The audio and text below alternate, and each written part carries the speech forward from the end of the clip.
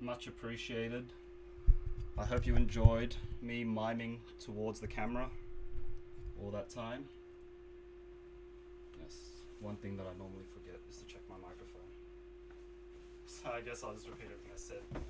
How you doing? Not too bad. I just finished unboxing a present that my wife got me just on the weekend for my early birthday present.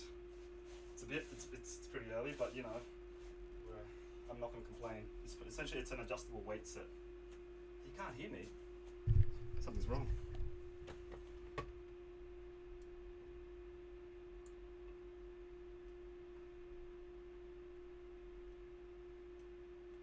Testing.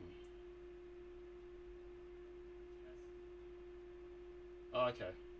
Sorry, yeah, sometimes my volume's really low.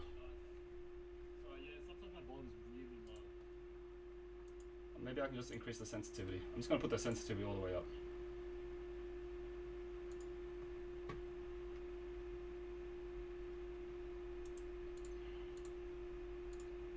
Alright, hopefully that's better. Hopefully that's better. I don't know. I've always had mic problems continuously. Awesome, awesome. But essentially saying thank you for watching me mime for half that time. So yeah, I tend to forget to check my microphone. I check everything else. There's always something that I'm missing, so thank you. But I'm good, thank you very much. I just finished unboxing my wife's early birthday present for me. Essentially, it's a adjustable dumbbell set. So I feel like you're on an infomercial right now. So look, like, let's just say I want to get 5 kilos off this. Bam, said it's 5 kilos. Pull it out. Bam, that's 5 kilos. Easy, quick, space efficient. Put that back in there. Let's say 5 kilos is not heavy enough. Let's bring it to 9, let's say. Dial them both to 9. Pull it out. I've got more weight added and it's now 9 kilos. I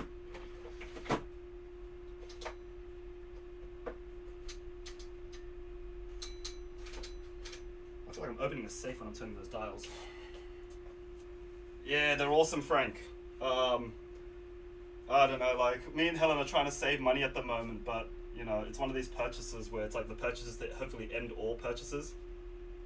Oh, by all means. My place is always open to whoever wants to train. But yeah. If anyone's interested, check on Kogan websites. The cheapest I've seen them, they're going for about $200 for both sets. So that tends to be where the cheap part is. I tend to see there's about up to 400 and around. Delivery was about 50 regardless, cheaper than anywhere else that I've seen before. Yeah, cool. I will figure this out, but for today, the usual, let's see, I'm gonna put these somewhere and then I'll figure out how I'm gonna use them later. Oh man, I grabbed the whole phone. Wait, so how do I lock it in? To just, oh okay, so I've just gotta move it now. Before they were locked in place because they were attached with cable ties.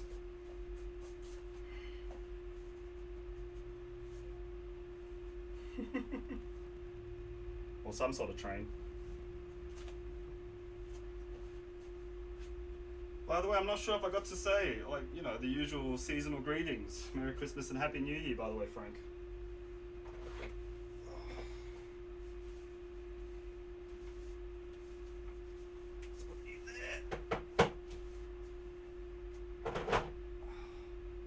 Right in the way of everything, just so my missus has something else to look out for.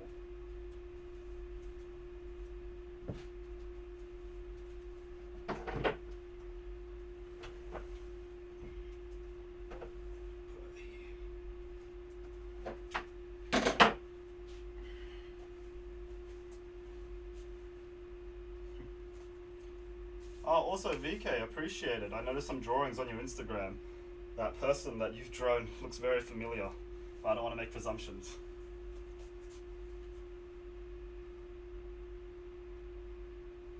My stub toe won't forgive you. My stub toe is already still like, I'm not sure if you can see it. Still has marks of, how do I say, that it will never forget after dropping like one of Helen's glass deodorant bottles on it. It just went bloody and everything. It's just slowly growing out now. But no, it's not another site that it's too happy with, definitely. Oh, gotta change it to 40.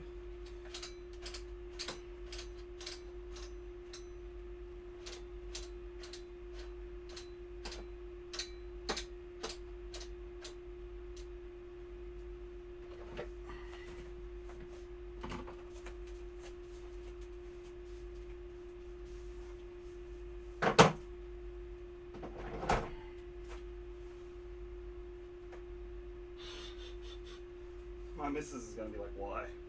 Well, she knows why. She bought it for me. Just gonna make sure there's a clear pathway.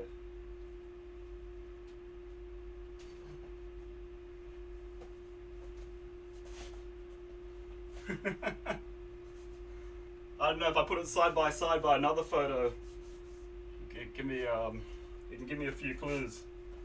But if it is what I think it is, I appreciate it a lot, VK. Like no one has ever. Well, besides my what? All right, I'll show this one. Besides my missus drawing me to what she believes is an accurate representation, and now you will all get to know, is her pet name for me is Wombat, hence why you can see some wombats around here.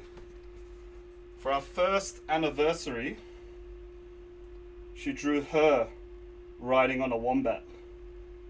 So other than your drawing, I have to say you come second best to capturing what I look like, just underneath my wife's.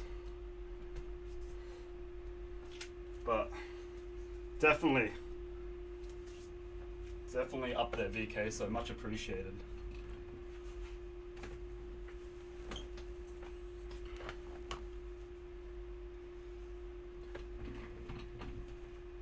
In case I miss it, if that's the finishing product, awesome. I might grab it off you if you don't mind. Like, if you don't mind me grabbing it sometime. But when if it's not finished, let me know.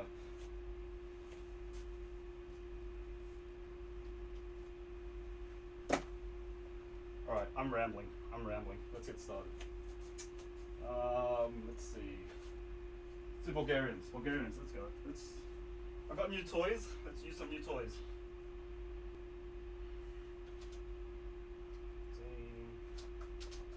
Let's bring it to 20. 20 kilos. Bam! 20 kilos. Alright, that'll be for the Bulgarian squats. Put that there. Yeah.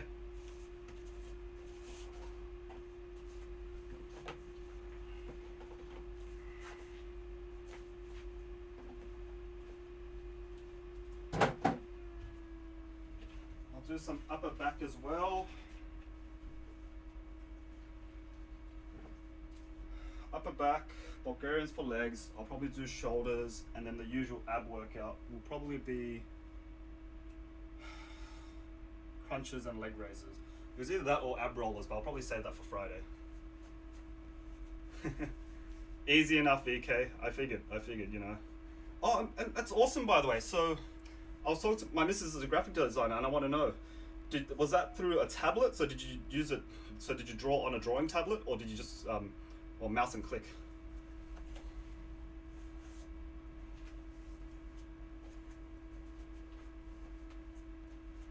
I just wanted to know how you made it. That's all. Like, I don't think anything's more superior than the other.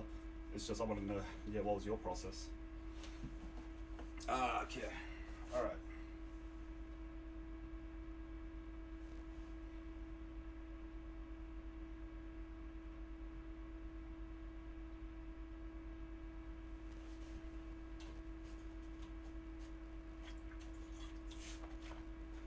But yeah, I'll hold out on it. Let me know when the product is finished.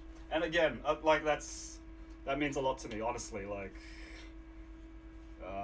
you didn't have to do that sort of thing, but I much appreciate it, of course. I use my laptop and a tablet. Beautiful. Beautiful work.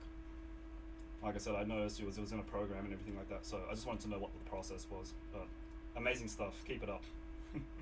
You definitely made me look a lot better than what I actually look like compared to the actual real thing, so I appreciate that a lot. Thank you very much.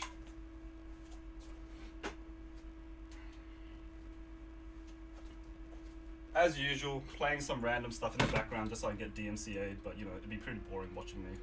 The Huberman Lab podcast, where we discuss science and science-based tools. As we head into today's conversation, I want to emphasize something very important, not just as it relates to supplements, but as it relates to all aspects of mental health, physical health, and performance. And that is, I take the stance that behavioral tools, that is, specific actions that we take and specific actions that we avoid, form the foundation of mental health, physical health, and performance. So things like viewing morning sunlight and exercise are behavioral tools. They don't require the ingestion of anything. Within the realm of behavioral tools, there are also some don'ts or do nots that can greatly enhance our mental health, physical health, and performance, such as avoiding bright light exposure to your eyes between the hours of 10 p.m. and 4 a.m., or avoiding caffeine too late in the afternoon, because even if you can fall asleep after ingesting caffeine in the late afternoon, we know it disrupts the architecture of your sleep in ways that greatly diminish your mental health, physical health, and performance the following day, for instance. So behavioral tools form the foundational layer of all tools for mental health, physical health, and performance. Second to that, I would say the next layer is in fact nutrition. No amount of supplementation or non-prescription compounds, or prescription compounds for that matter, can ever compensate for poor nutrition, at least not for very long. Okay, so this is a key point. Even though many supplements are not simply food supplements because they are not designed to compensate for anything that you could otherwise get from food, that is not to say that you can live on supplements. You know, I suppose you could live on whey protein and fish oil capsules and vitamin capsules or tablets for a short while, but before long you'd either suffer from boredom to the extent that you want to go back to food, or some other deficiency would show up. I think it's the rare individual that tries to survive entirely. I told you, VK, I'm watching. Of that sort. Most I glance over the stories once in a while. Everybody but, is paying attention to their nutrition. regardless. So I would place behavioral tools, do's and do nots, as I'm not sure what you layer mean one, by the it didn't deepest turn layer, out. the bedrock. You mean it didn't turn out the way you thought it would should or whatnot, but regardless, On no, top of like, that, I would place I nutrition. love the work, Of course, honestly. that's going to It's mean awesome. different things to different people, with the understanding that there's a huge array of different food choices and nutrition Nothing wrong with programs. making me look better than what I am. Nutrition so, is fundamentally don't worry, it's important not going to get to for my head or anything like that. macronutrients, for storage of Just a little energy bit, maybe. in the form of glycogen, fats, and phosphocreatine stores and so forth, but also for obtaining basic nutrients, vitamins, minerals, and micronutrients. Okay, so we've got behavioral tools, nutritional tools. Then on top of that, Your I would drawing place what is what will typically called push me supplementation, although today to I'm drive trying to towards expand that word goal. to include not just things that compensate for food deficiencies. Your drawing is the layer goal on now, top of VK.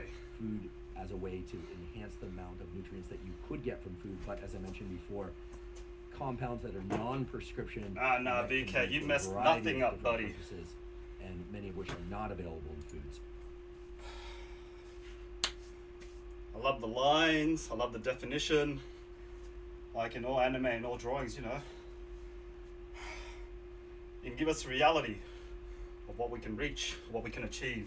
Some bit beyond others, but from what you've drawn, it's definitely something I can achieve. And something I'm going to strive towards. So I thank you for the new goal.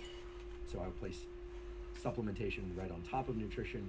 Then past that, I would say prescription drugs, obviously prescribed from a board certified MD, can serve a very vital purpose in the treatment or augmentation You know what, of and mental health, physical health. If you believe it's a and mess up, there's system. nothing We wrong do with that in as fact well. need prescription As long as you learn from your antidepressants. mistake, Some then you've people never do, messed in up, fact, and you never made a need mistake. Prescription drugs for attention deficit hyperactivity disorder. All or mistakes are lessons in sleep-related the end. disorders, so And on trust and me, so I've made a forth. lot of mistakes. The whole issue of whether or not there is an over prescription epidemic or not is a separate conversation for a separate podcast. I would argue that many prescription drugs do in fact save lives. This includes the category of prescription drugs related to statins and cardiovascular health, related to any number of different things, even sleep disorders and insomnia, narcolepsy, and so forth. That said, there are many instances in which people can either reduce their dosages of prescription compounds or can replace those prescription compounds with VK, don't thank quality me. Thank behavioral yourself. tools, Thank you. nutrition and supplementation. It is a very But selfless present, There and are I love many it. instances in which Like the fact that you put in prescription drugs effort are the only route by and the which time people out of your achieve day mental to do health, that for me. physical health, and So, performance goals that they It is much appreciated. I would place that as the fourth layer in this stack of layers directed towards mental health, physical health, and performance. So just to list off again, I fundamentally believe that Time is the behaviors, most do's and do valuable nots thing in are our the lives. foundation of mental health, physical health, And you've performance. given me your Next time. in line would be nutrition. So thank you. That is the specific foods we eat, the amount that we eat, the combinations of foods that we eat in a given sitting, and the timing in which we eat our food. Then on top of that, I would place supplementation, the topic of today's episode, and finally prescription drugs. And of course, all of these things interact in important and interesting ways, many of which interactions we will discuss during today's podcast as we drill into the topic of supplementation, developing a rational supplementation protocol, and one that is most biologically and cost effective. Before moving further into today's episode, I want to emphasize a very important point, which is that I am not a physician. That is, I'm not a clinician, so I do not prescribe anything, nor am I going to do that today. I'm a professor. I review the research literature. I describe tools gleaned from the research literature and developed from the research literature. So I profess many things, but I do not prescribe anything, and I think it's vitally important that anytime you are thinking of adding or subtracting any behavioral protocols, nutritional protocols, supplementation-based protocols, and certainly prescription drug-based protocols, for whatever purpose, that you consult a trusted, board-certified physician. That's absolutely essential. I don't say that merely to protect me. I mainly say that to protect you. The most important aspect of today's episode is not going to be that you discover one particular supplement or category of supplements or blend of supplements that is going to transform your mental health, physical health, and performance. I think the only problem with these No. weights The purpose of today's episode are is that for the you grips to themselves, understand where you have they're needs metal. that can be met by supplementation Not only that, they have better like, than any other approach, and most importantly, how to think these about supplementation. jagged That little is, spots. how to think about I the figured different it's for grip, categories of that's why, supplements just so you that can are hold it out easier, there, but and how those I'm gonna get so many interact with your calluses nutrition and your as I use behaviors, this. so that you can maximize your immediate and long-term health. What I mean by this And how about you, is that VK? we have this word, supplements or supplementation. How goes your that fitness means journey? many, many different things. It means vitamins, it means minerals, it means adaptogens. Most people probably don't even know what an adaptogen really is. And in fact, many people talking about adaptogens never actually define what an adaptogen is or is designed for, or the fact that many adaptogens are also used for other purposes. So today's discussion is really about you learning how to think about supplementation the same way you would learn to think about nutrition or exercise or anything related to brain and body health for that matter, in a way that lets you navigate this vast space that we call supplementation and develop protocols that are optimal for you. And 8 days indeed, in a row. it may be the case that the ideal Solid, VK. Solid. Alright. Keep up the good work. My precautionary tale to you is just make sure you don't burn yourself out. People are most motivated when they start a new program, when they start a new plan, or at the start of the year, you know, all those New Year's resolutions. So, if days in a row is something you can keep up, that's good. But if not, know that it's okay to pull it back a little bit. Because in the end, it's about whatever plan that keeps you consistent. So, it's good that you're pushing yourself. You know, you're gonna have days where things are gonna turn up, or the time just doesn't suit well, or even you just don't feel like it. Just know that that's okay. That's all normal, and it's part of the process. But keep going. Find what your body's limits are, and then work around it. So good job, VK. Keep it up. full dosage of a given supplement for you is 0 milligrams. For instance, if I ask you, are you sleeping deeply and enough each night? Do you feel rested throughout the day? Maybe you need a short nap and that's it, or maybe you don't. And you say, yes, I feel great, I sleep great, I wake up feeling great. I only need a short nap or no nap during the day to feel rested throughout the day. Well, then there's really no discussion about sleep supplementation to be had between you and me. However, if you are not sleeping well, then a big discussion opens up as to what the reasons are. Is it related And to I guess I forgot to ask VK, maybe you've already answered me, but what is your goal? Is it to gain muscle? Is it to lose weight? Is it to increase cardio, endurance? What is it that you want to achieve out of this? nutrition, or when you're exercising, you're ingesting caffeine. In other words, no discussion about supplementation can be had in a vacuum. Rather, discussions about supplementation need to be considered in a larger context. So today you're going to learn how to place the discussion and thinking about supplementation in a larger context, and think about how specific supplements, that is, specific ingredients and combinations of ingredients, can indeed be used to buffer and support your overall health and lead you to specific health and performance outcomes. Before we begin, I'd like to emphasize that this podcast is separate from my teaching and research roles at Stanford. It is, however, part of my desire and effort to bring zero cost to consumer information about science and science-related tools to the general public. In keeping with that theme, I'd like to thank the sponsors of today's podcast. Our first sponsor is Momentous. Momentous makes supplements of the absolute highest quality. The Huberman Lab podcast has decided to partner with Momentous because of the extremely high quality of Momentous supplements and because they have single ingredient formulations. As we'll discuss more on today's episode, single ingredient formulations are essential for most all aspects of developing a rational, highly efficacious supplement regimen. And that's because the ideal supplement regimen allows you to adjust the dosages of individual ingredients, as well as alternate days in which specific ingredients are consumed. It also allows you, for instance, to assess whether or not one given ingredient works for you and another ingredient does not. And it also allows you to assess whether or not any side effects originate from a specific component of your supplement protocol. Another advantage of Momentous supplements is that they ship anywhere in the world, because we realize that many of you reside outside of the United States. If you'd like to try any of the supplements mentioned in today's or other episodes of the Huberman Lab podcast, so for instance, things related to sleep, is brought to us by Helix Sleep and 2 free pillows. Let's talk about supplements and supplementation and how to develop a rational supplementation regimen. One of the things that's really emerged over the last 20 years is that supplements, and there I'm referring to non-prescription compounds designed to augment nutrition. Thank me when you get to a part of your fitness journey that you finally have emerged as a mainstay within the health and wellness, but also the medical communities that are focused on developing mental health, physical health, and performance for their patients and their athletes, and for the everyday person. Essentially what I'm saying is that 20 years ago, a discussion about supplements would mainly take place within the niche communities of health food stores or of particular athletes.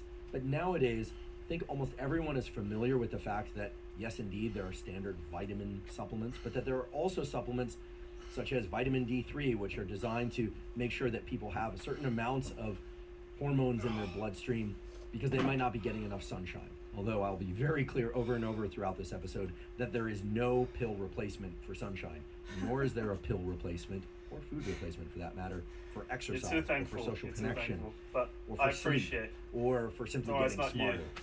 Again, there is no pill that's going to replace excellent behavioral protocols. In fact, a physician friend of mine has a great saying that everybody should keep in mind as we wade into this conversation, which is that better living through chemistry still requires better living. I think that's a very important phrase to keep in mind when thinking about the optimal supplementation or prescription drug protocol for you. So what is an ideal supplementation protocol? Well, I think what we need to do is to take a step back and ask, what are different supplements designed to do? For instance, there are foundational supplements. These are supplements that are designed to establish a foundation or provide insurance along with your nutritional intake to ensure that you're getting all the things that you need in order to have a basic level of mental health, physical health, and opportunity for optimal performance. Now, this is the one category of supplements for which I think it's appropriate and in fact advantageous to have multiple ingredients in a given supplement. Throughout the rest of today's discussion, I'm going to talk about the advantage of mainly focusing on taking single ingredient formulations for a variety of reasons. But when it comes to foundational supplements, what we're mainly talking about are supplements that contain vitamins and minerals that are designed to compensate for any deficiencies you might have from diet or from lack of adequate diet. How would such a lack of vitamin and mineral intake arise? Well, for instance, if you're somebody that practices intermittent fasting or other components of fasting, or if you're somebody who does not get enough vitamins and minerals from vegetables and fruits and grains and meats, well then taking a supplement that can act as an insurance policy against any vitamin and mineral deficiencies in many ways can be advantageous, although I will talk about some of the safety concerns in just a few minutes. Now, I want to acknowledge that as soon as we talk about vitamin and mineral supplements, the skeptics immediately raise their hands and say, well, all that vitamin and mineral supplements do is give you very expensive urine. And there, the skeptics are referring to the fact, the reality, that when you ingest high levels of water-soluble vitamins, so think vitamin C and some of the other vitamins, that indeed you will excrete them in your urine. However, it's also the case that many people are not getting enough of the water-soluble vitamins from their foods, and it's also the case that many people are. And it's also the case that ingesting higher than needed amounts of most water-soluble vitamins, provided those levels aren't exceedingly high, is, or at least we should say, can be safe. And again, this is provided that the levels that they're ingesting are not exceedingly high. So the typical vitamin mineral supplement is indeed going to cover any gaps or deficiencies that might arise in the water-soluble vitamins from your food intake. But the reality is that most people are getting enough of the water-soluble vitamins from their food if they are paying attention to a couple of things. And those things are very simple to lay out, regardless of whether or not you're a vegan, a vegetarian, a more traditional omnivore eating from both animal-based and plant-based sources, grains, etc., or even if you're in the pure carnivore or strict, I guess it's called the lion diet, where it's just meat and salt. Regardless of what type of nutrition you follow, you will get vitamins and minerals, but you'll get more or fewer of them depending on the nutritional program you follow, and of course, depending on how often and how much you eat. That's just sort of obvious. Most people who take a vitamin mineral supplement will indeed excrete a lot of the water-soluble vitamins. They will retain the fat-soluble vitamins. And there again, the skeptics will raise their hands and say, you do not want to take high levels of fat-soluble vitamins because they will be stored in your system, potentially to levels that are dangerous. Again, provided that vitamin mineral supplements are not taken in excess, it's unlikely that you're going to have such a buildup of the fat-soluble vitamins in your system that they're going to be a problem. So that raises a very specific question that you need to ask. Do you want to take a vitamin mineral supplement? Well, the answer to that will be highly individual, but you really just need to address two things. First of all, is the cost within the range that you can afford and want to pay, right? Oftentimes these vitamin mineral supplements can be quite inexpensive, but some of them can be quite expensive. And you can see the full range of ones that are pennies per day, all the way up to many dollars or tens of dollars per day because of what are reported to be variations in quality and sourcing and so forth. I'm not aware of any real differences between the quality of the water-soluble and fat-soluble vitamins found in the less expensive versus the more expensive vitamin mineral supplements. More typically, the cost scales with the dosages of these different vitamins and minerals, and as could probably be expected, the more expensive to obtain and source vitamins and minerals tend to be in lower quantities in the less expensive versions of vitamin mineral supplements. This is kind of obvious. So you need to ask yourself, can you afford it financially? And then you need to ask yourself, are you able to regularly ingest enough foods with enough variety to cover your vitamin mineral needs just from food? And for some people, the answer is going to be an immediate yes. They are careful to get enough of the foods that allow them to obtain their vitamin and mineral quota. And for other individuals, the answer will be no. I would say for people that are extremely physically and or mentally active, and for people that perhaps are following a intermittent fasting schedule, so they are not ingesting a lot of food in general, or restricting their food intake to specific times of day, well then a vitamin mineral supplement likely makes sense for them. However, it's going to be very important to ingest that vitamin mineral supplement with food, and ideally early in the day. Oh, no, so that can set up a little bit of a challenge for the intermittent I've got other fasters friends who with are anime in their name as well. Till late in the day. Why do I say this? Well, many of the water-soluble vitamins, in particular the B vitamins, need to be ingested with food because otherwise they can cause some stomach upset. And again, there's a range there. I'm not some sure if you people heard like me myself before, can take VK, B vitamins but on an empty stomach and feel. what's your fitness goal? What is it that you're trying to achieve? Besides just exercising.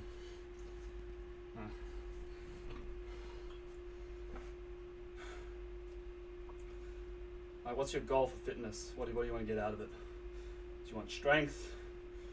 Do you want size? Do you want to reduce your weight? Do you want to increase your endurance? Because depending on your goal, that's when you want to sort of taper the type of workouts that you're doing and whatnot. But it doesn't matter in the end. As long as you're working out, that's all that matters. It doesn't matter what it is. As long as you're moving your body, putting it through a bit of resistance, then you're doing good no matter what you do. Oh.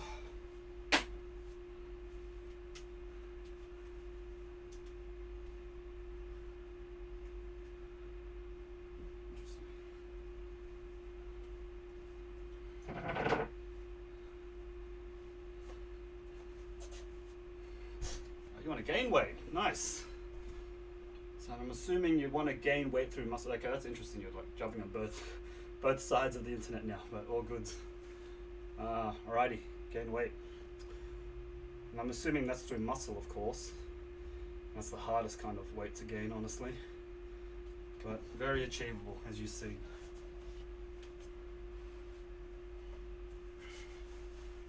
So with that, if you want to gain weight and through muscle, so the main things that you want to do is add resistance to it. It can be body weight, can be with weights, no weights, doesn't matter. You got to put some sort of resistance on your body. In saying that, you don't want to be just doing cardio work, like running, jogging, walking, swimming. They can all still gain muscle, but at a different rate. So for you, I'd start off with body weight workouts, and then slowly start to add weights afterwards. Body weight's the easiest to manage, easiest to, how do I say, customize if you need to make it easier or harder. But yeah. Yeah, it's extra hard for vegetarians, yes, but it is manageable. It's manageable. You just got to find those protein sources and other nutrition in other places. Look into Indian diets, and I just recently read up on this, but because most Indians, not saying stereotype, but this is what it is, most Indians have vegetarian diets, and they have very good ways of making sure you get all the nutrition that you need, simple recipes, but also not boring either. Not saying that, like, luckily these days, vegetarian diets, they're a bit more self-aware now. They know, back in the day, I'll be honest, vegetarian diets were not that appealing. It was like trying to watch a restaurant, how do I cook tofu in 14 different ways? But no, these days they figured it out. They've got a much better blend now. But my suggestion there is, yeah, look into Indian diets. They tend to do a really good job at it.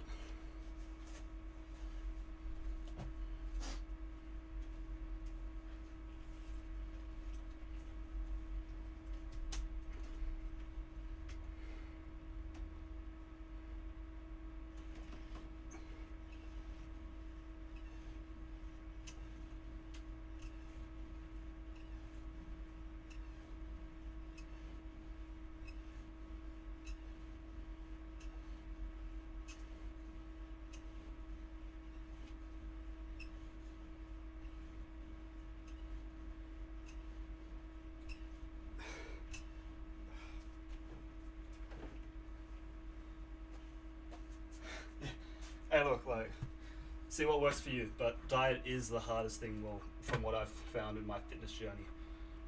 Diet's the hardest.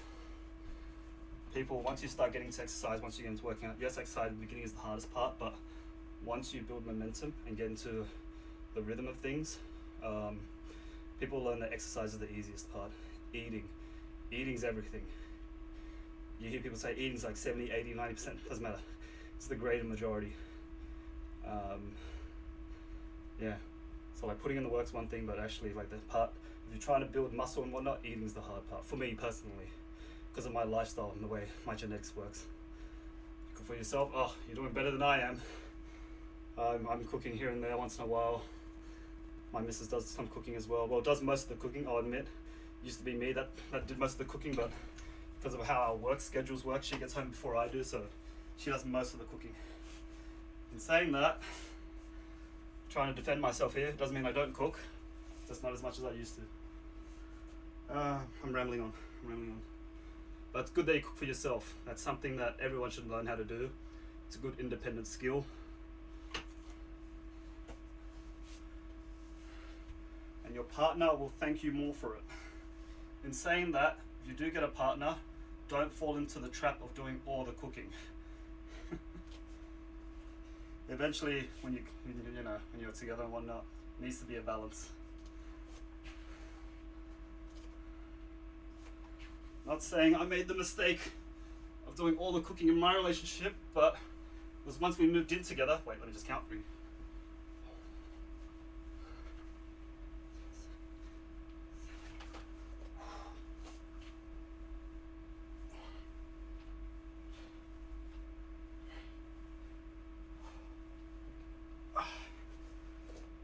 I did most of the cooking when we first went out. But once we moved into it with each other, that obviously had to change.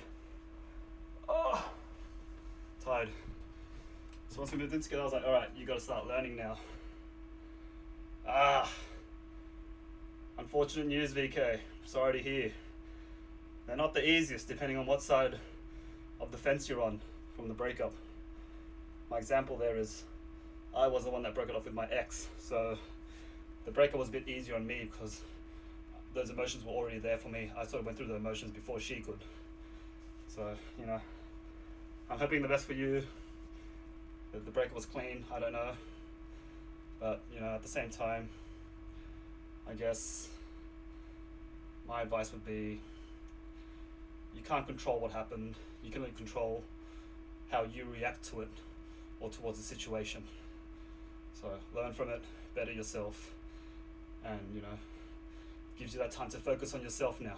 You know, I always tell people, before you can care or love for someone, you need to learn how to care and love yourself first.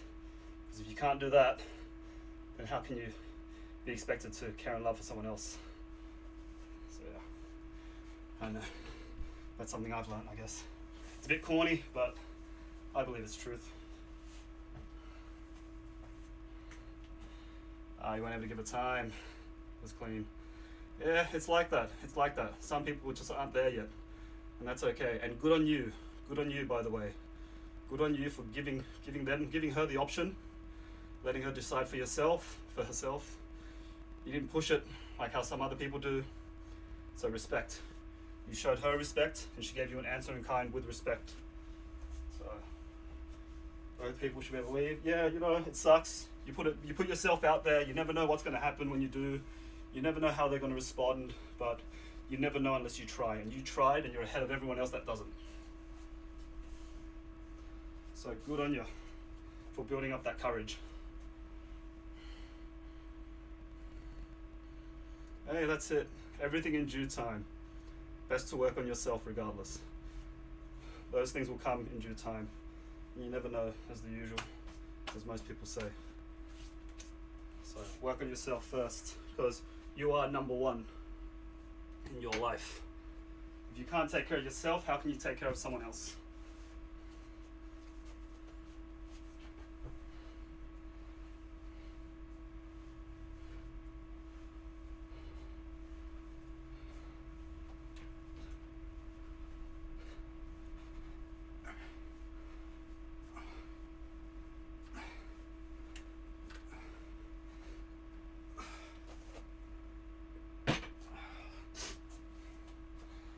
That's it, VK.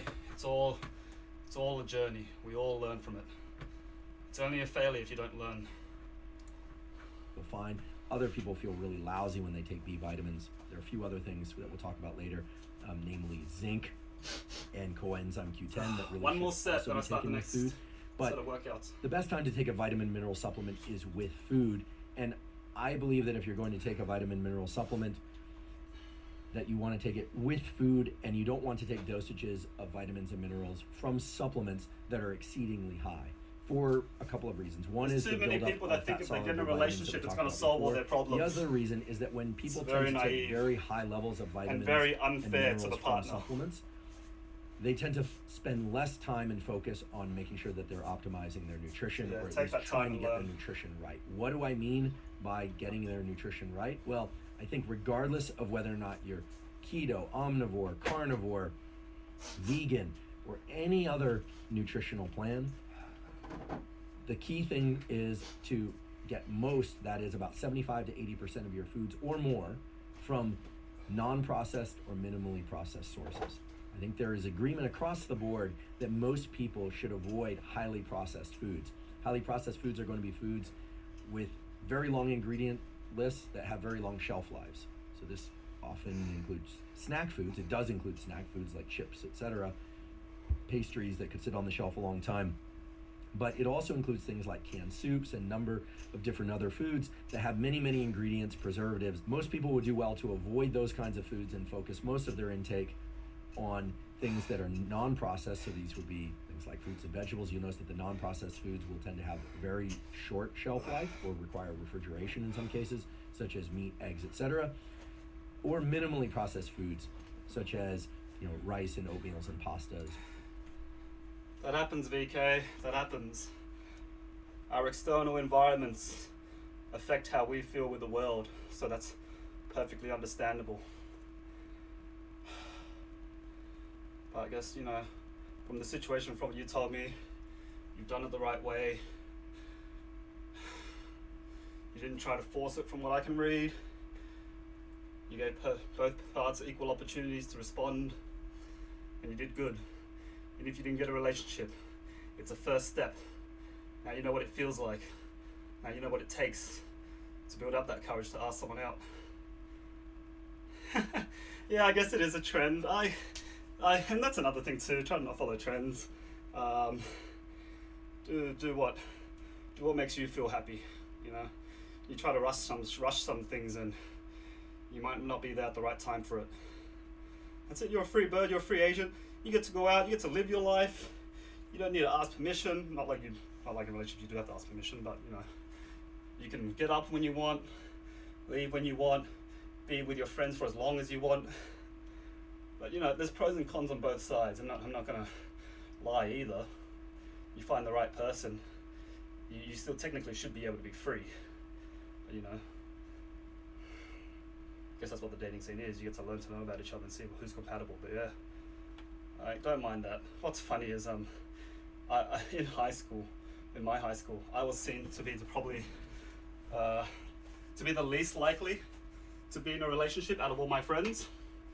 And leaving high school, I was the first one to get into a relationship before all of them. And not like I was looking for it, it just sort of just happened. Oh yeah, that's it. It's complicated. Like when we're that young, we don't truly know what we want. In saying that, I have some friends who are high school sweethearts. So you know, that's what makes the world beautiful. We're all different. But yeah, just everything in your own time. You know, don't try to force it. When it comes, and you never know when it does.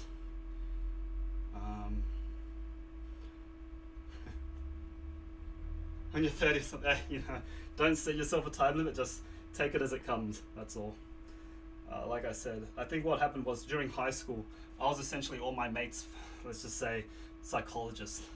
I was there, the ones cleaning up all the mess that they were getting into with all their partners. I went to an all-boys school, so I was just hearing about all this mess that they were getting into with their girlfriends, all these dramas. I heard enough drama from their lives that I told myself, I never want to be in a relationship. This feels terrible. This sounds terrible. But, you know, and in me saying that, I still got into a relationship. I've had my experiences. I'm now with someone loving, but you know, you sort of have to go through a few things before you get to that point. Or if you're lucky, like my high school sweetheart friends, and even then, even when you're in the relationship, you have your troubles as well, and they either make or break you. So, you know, just take it as it comes. Where did my towel go? Alright, let's finish the set off. I can start the next set.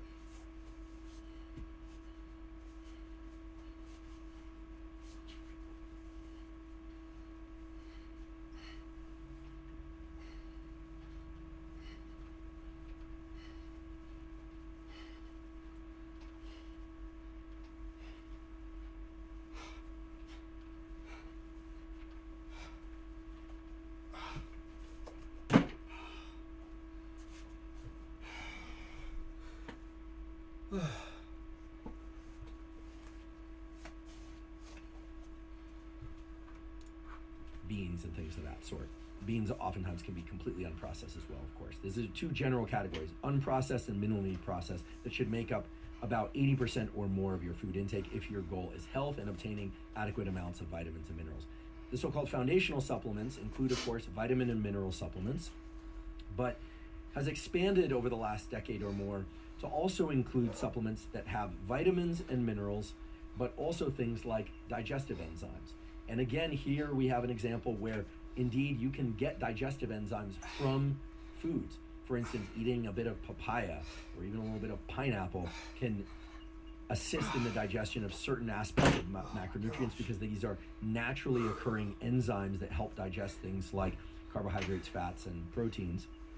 And there are other food-based sources of enzymes. You're welcome to look those up online. Just put food-based sources of enzymes and you'll find those. But nowadays, a lot of the foundational supplements will include papain, or they will include different lipases, or anytime you hear the word ACE, by the way, it means an enzyme. An enzyme is designed to break down or to catalyze some sort of reaction in biology and in nutrition in particular. So you can find foundational supplements that include vitamins and minerals and digestive enzymes. And nowadays, more and more, The quality foundational supplements are also including things like adaptogens. And here, the name adaptogens is sort of vague, and it indeed has no specific operational definition. This is something really important to understand about supplementation, is that companies and indeed podcasts can talk about adaptogens without actually defining what an adaptogen is in an operational way. When we say operational, what we mean is a definition that everyone in a given arena or space, research for instance, can agree on, so that when we talk about the adaptogenic effects of a given compound, we're all talking about the same things. Well, foundational supplements nowadays include vitamins, minerals, digestive enzymes, and the so-called adaptogens. And I'll get in one when I'm ready or something. Yeah. Oh, I read that. This one's here.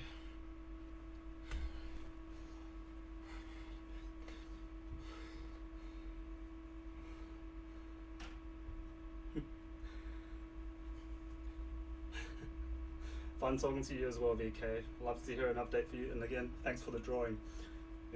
I honestly, like, I can't explain my appreciation anymore. I'm very not good at that appreciating part, so thank you. And the second sentence only comes as like hand pink waving. But that's just because of my restream. I'm pretty sure if I jumped onto my YouTube, it would make a lot more sense. But I got you. Take care. Good luck. Continue on. And that's education first, schooling first, okay? That number one. Everything else gets easier if you work hard. And saying that, like, there's a lot of different avenues when it comes to finding what works for you and what doesn't. But yeah, anyway, no need to think too deep about that.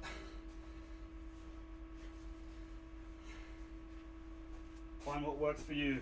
That's all it is in the end.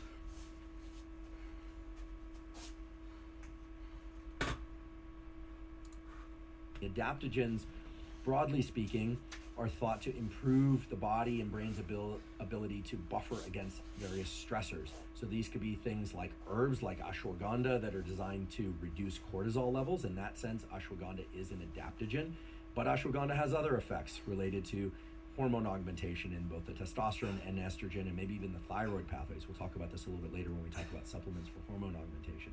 So foundational supplements has really expanded to include a lot of different categories of nutrients and micronutrients, vitamins and minerals, digestive enzymes, designed to achieve a broad spectrum of effects. Again, this is the one category of supplementation where I think it makes sense to explore multi-ingredient formulations. And the other thing that's often included in these so-called foundational supplements are probiotics or prebiotics, which are designed to augment and support the so-called gut microbiome. The gut microbiome is the collection of trillions of little microbacteria that exist in all of us. They mainly exist in the mucous membrane-lined tissues of the body.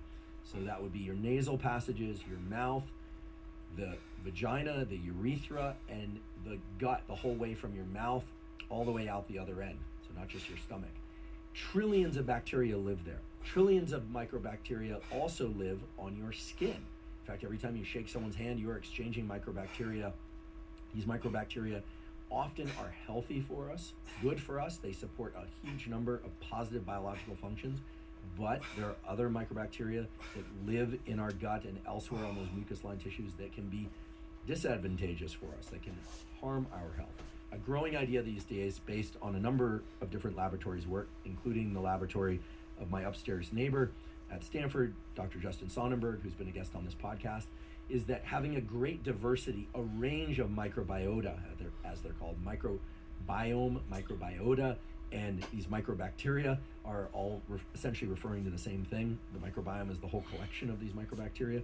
But having a lot of different so-called species of these microbacteria is known to be advantageous for immune system function, hormone function. It supports the so-called gut-brain axis that's important for a number of things, including mood and motivation. It actually supports the production of neurotransmitters in the brain and body that can help keep you motivated, elevated mood, support the general function of neurons. Well, not surprisingly, there are ways to support the gut microbiome and there are ways to harm the gut microbiome. I'll refer to the podcast episode we did with Justin Sonnenberg. You can find that at hubermanlab.com if you want to learn all the different ways that you can support your gut microbiome.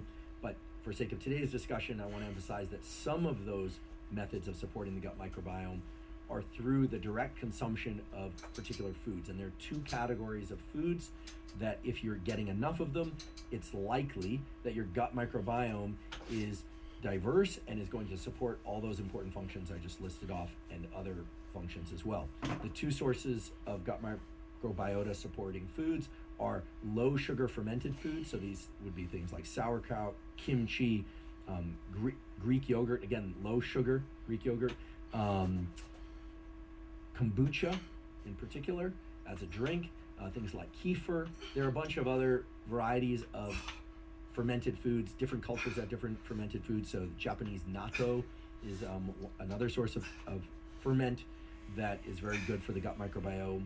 And work from Justin Sonnenberg's lab and close by labs at Stanford School of Medicine have shown that if people ingest 4 servings a day of these low sugar fermented foods, it greatly improves the function of the gut microbiome, and in particular enhances the function of the immune system, and it reduces the so-called inflammatome. It reduces inflammation in the brain and body in ways that are helpful and effective for brain and body. That is mental health, physical health, and performance. So there are ways to support your gut microbiome strictly from food, but it should come as no surprise that most people are not ingesting 4 servings a day of fermented foods. Hopefully they're getting enough fiber, especially prebiotic fiber, which is one other way to support the gut microbiome, although the study from Justin Sonnenberg's lab points to the fact that fiber intake itself was not directly supportive of the gut microbiome in everybody. It was in some individuals, but not in others. So some had no effect, and in other individuals, it actually made the category, or I should say the array of inflammatory markers worse. It actually led to more inflammation. So that's not to say that fiber is bad. In fact, in the episode that we did with Dr. Lane Norton, he discussed the many benefits of getting enough fiber. There are a lot of reasons why people should get enough fiber in their diet, but at least for supporting the gut microbiome, 4 servings a day of low sugar fermented foods seems to be the best way to support the gut microbiome through the intake of nutrition. Again, most people are not achieving that, and therefore these foundational supplements that can be just vitamin and mineral supplements, or it could be vitamin and mineral supplements plus digestive enzymes, or both of those things plus adaptogens, now also tend to include prebiotics and probiotics that are designed to support the proliferation and maintenance of enough gut microbiota in order to support the gut microbiome and the gut-brain axis. Now, because of the importance of the gut microbiome, and because most people are not getting enough support for the gut microbiome in the form of low sugar fermented foods and prebiotic fiber from their diet, I think perhaps one of the most essential foundational supplements, irrespective of whether or not it includes vitamins and minerals, adaptogens, and digestive enzymes, is some way to support the gut microbiome. Now, this gets into a whole dimension of categories of prebiotic and probiotic capsules, and one needs to be very careful there. I do want to say that most of the prebiotic and probiotic capsules that you can buy, first of all, are very expensive. The best ones are going to be refrigerated or require refrigeration, just as do any good low sugar fermented foods, by the way. So for instance, pickles are a low sugar fermented food that can support the gut microbiome. But if you're buying pickles from the section of the grocery store where the pickles are not refrigerated, well, then you're not going to get the gut microbiome supporting effects from those pickles.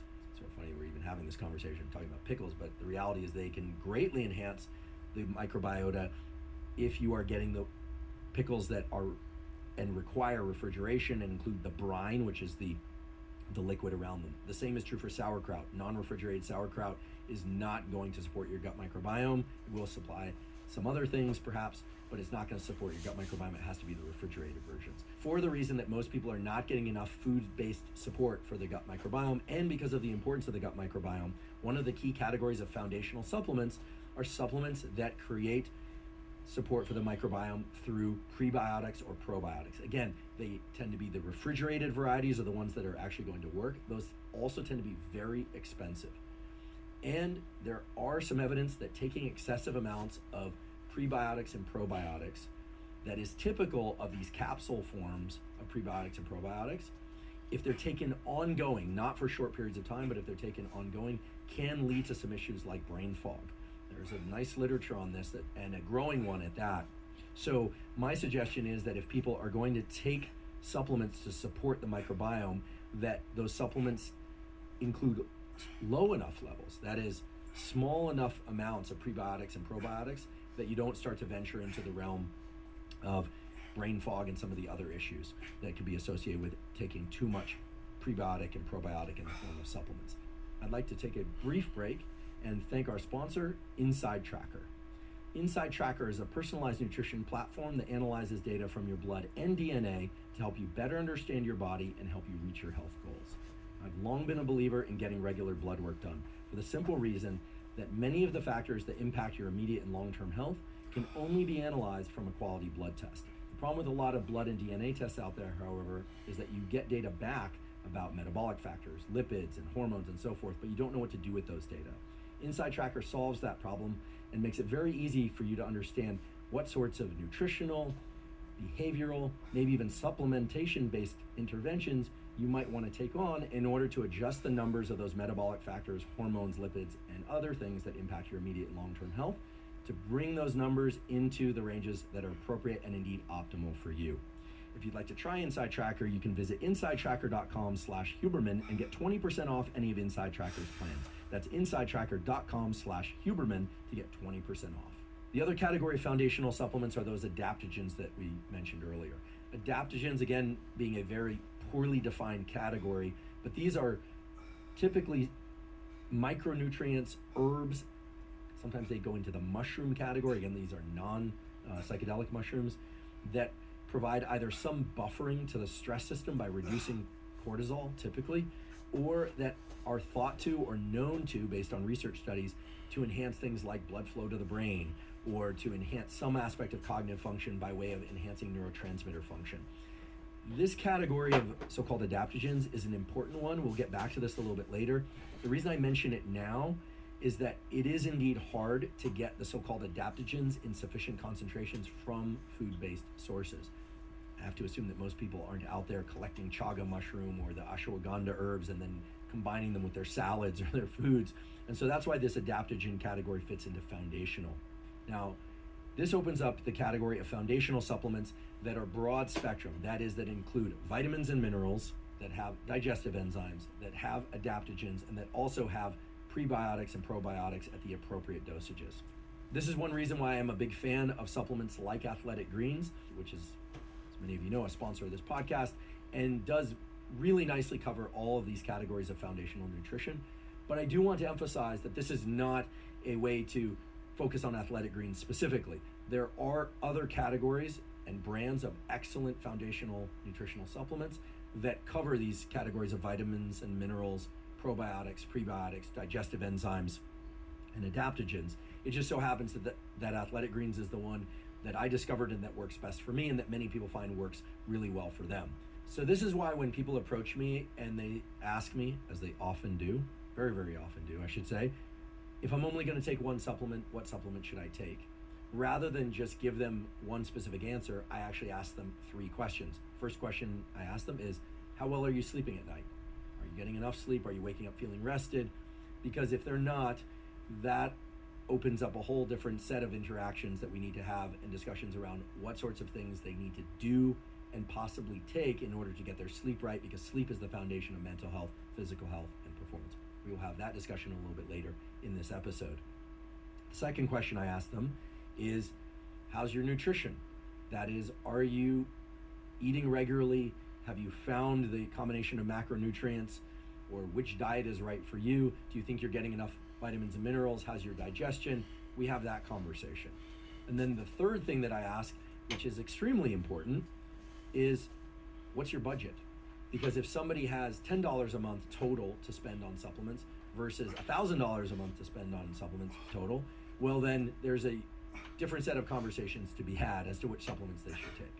Now, once those 3 questions have been answered, assuming that somebody is able to spend about $100 or more on supplements per month, then my recommendation is that they not focus on any specific supplements directed towards sleep or toward focus or hormone augmentation, but rather that they focus on buffering and enhancing their foundational nutrition, adaptogens, probiotics, prebiotics, and digestive enzymes, because of the simple fact that if they do that, they're going to raise the tide on all the biological and organ systems that are going to lead to enhanced mental health, physical health, and performance, including sleep. So this is one reason why if people say, well, if I can only take one supplement, what should I take? I say, well, what's your budget? If they say they can meet that $100 threshold per month, then my recommendation would be Athletic Greens or something like it.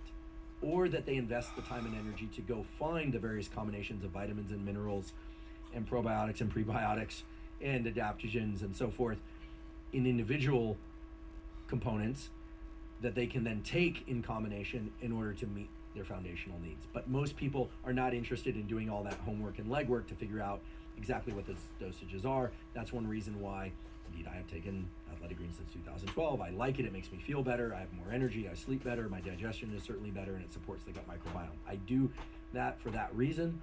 But again, I want to emphasize that there are other great sources of all of the relevant things within those foundational formulas that Athletic Greens contains. So it's certainly not the only route to covering your foundational health needs.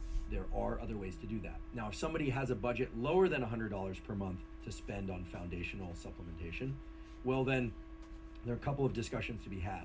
Now, if the amount of money that they have to devote to foundational supplementation is zero, of course, respect that, and then it becomes a discussion about what sorts of foods and patterns of food intake are going to best support their mental health, physical health, and performance.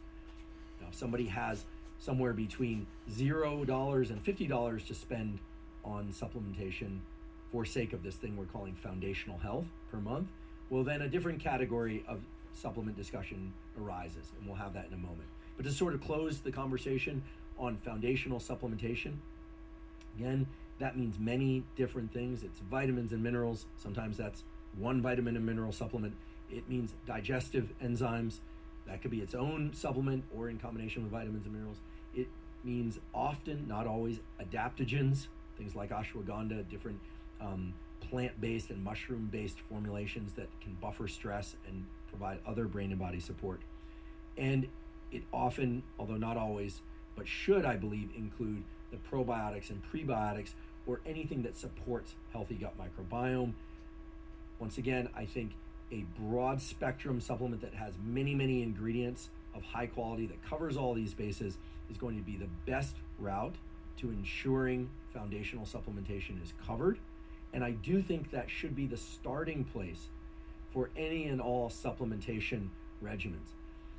I'll say that once again. I think covering your foundational needs in the realm of vitamins, minerals, probiotics, digestive enzymes, and adaptogens is going to give you the most benefit by cost and the most benefit across the board in terms of brain and body systems. That's going to allow you to feel better overall, sleep better overall, focus better overall, and support all the different systems in your brain and body that are going to allow you to be at your best, while of course also paying careful attention to your nutrition, because you simply cannot abandon nutrition. Again, better living through chemistry still requires better living.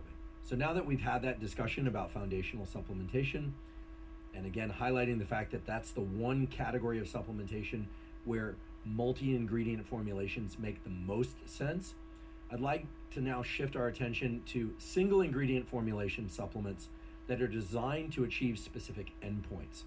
And here again, rather than focus on specific ingredients and supplements to achieve specific endpoints, because we've done that already in episodes related to sleep and focus, etc., I'd like to take a step back and focus on the larger theme of today's episode, which is how to think about supplementation in a rational, cost-effective, and biologically effective way for each of these categories. And the three categories that I'm going to cover are sleep, hormone support, and cognitive enhancement and focus. Cognitive enhancement and focus being the final third category.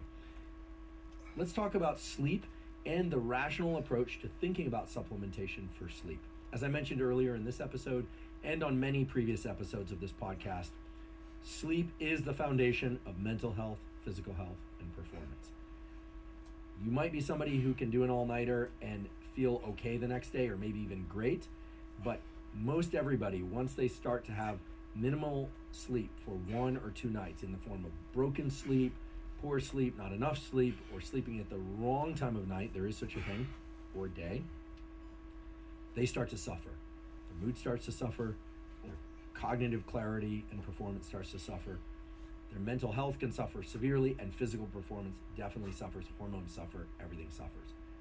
Conversely, when people are sleeping well, that is deeply and enough, 80% of the nights of their life, mental health, physical health, and performance all flourish. And I think most people start to be almost amazed at how well they're doing in various domains of life that previously they might have struggled with.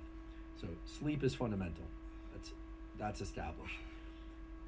When thinking about supplementation for sleep, we need to ask ourselves a number of important questions. First of all, you should ask yourself how well, that is, how deeply, and how much are you sleeping per night. Assuming you're somebody who can fall asleep easily, stay asleep through the night, wake up feeling relatively rested, maybe a little groggy, and then can move about your day with plenty of energy and focus. You're not falling asleep in class or at work or behind the wheel or as a passenger on public transportation. Well, then you're probably getting enough sleep. And by the way, it's perfectly normal to require anywhere from a 10-minute to a 90-minute nap in the afternoon for some people. If you're not a napper, no big deal. It's known that naps can disrupt nighttime sleep, but provided that they're early enough in the day, if you take a nap and you are still able to fall asleep at night, then naps are fine for you. If you're somebody who doesn't like naps because you wake up groggy or grumpy, which often happens to certain people, then don't nap. You certainly do not need to nap. But if you're feeling energetic throughout the day, chances are you're getting enough sleep at night. But there are people, of course, who are struggling with sleep, either falling asleep, staying asleep, or they're not feeling alert enough during the day, or all of the above. And then it makes sense to step back and take a look at what supplementation can provide. If you are one of those people who is not sleeping enough or well enough at night that you are suffering during the day in whatever way, mild to severe, there are 2 questions you should ask yourself. First of all, are you ingesting caffeine after 2 p.m.? The answer is yes. You want to limit or eliminate caffeine after 2 p.m., maybe even push it back to noon or earlier. I know that can be excruciating for some folks, but it can really help with your ability to fall and stay asleep at night. Second thing is, most people would do well to avoid food within the 2 hours prior to bedtime. But of course, you don't want to be so hungry that you can't fall asleep. Okay, so those are the nutrition and behavioral tools that everyone needs to consider.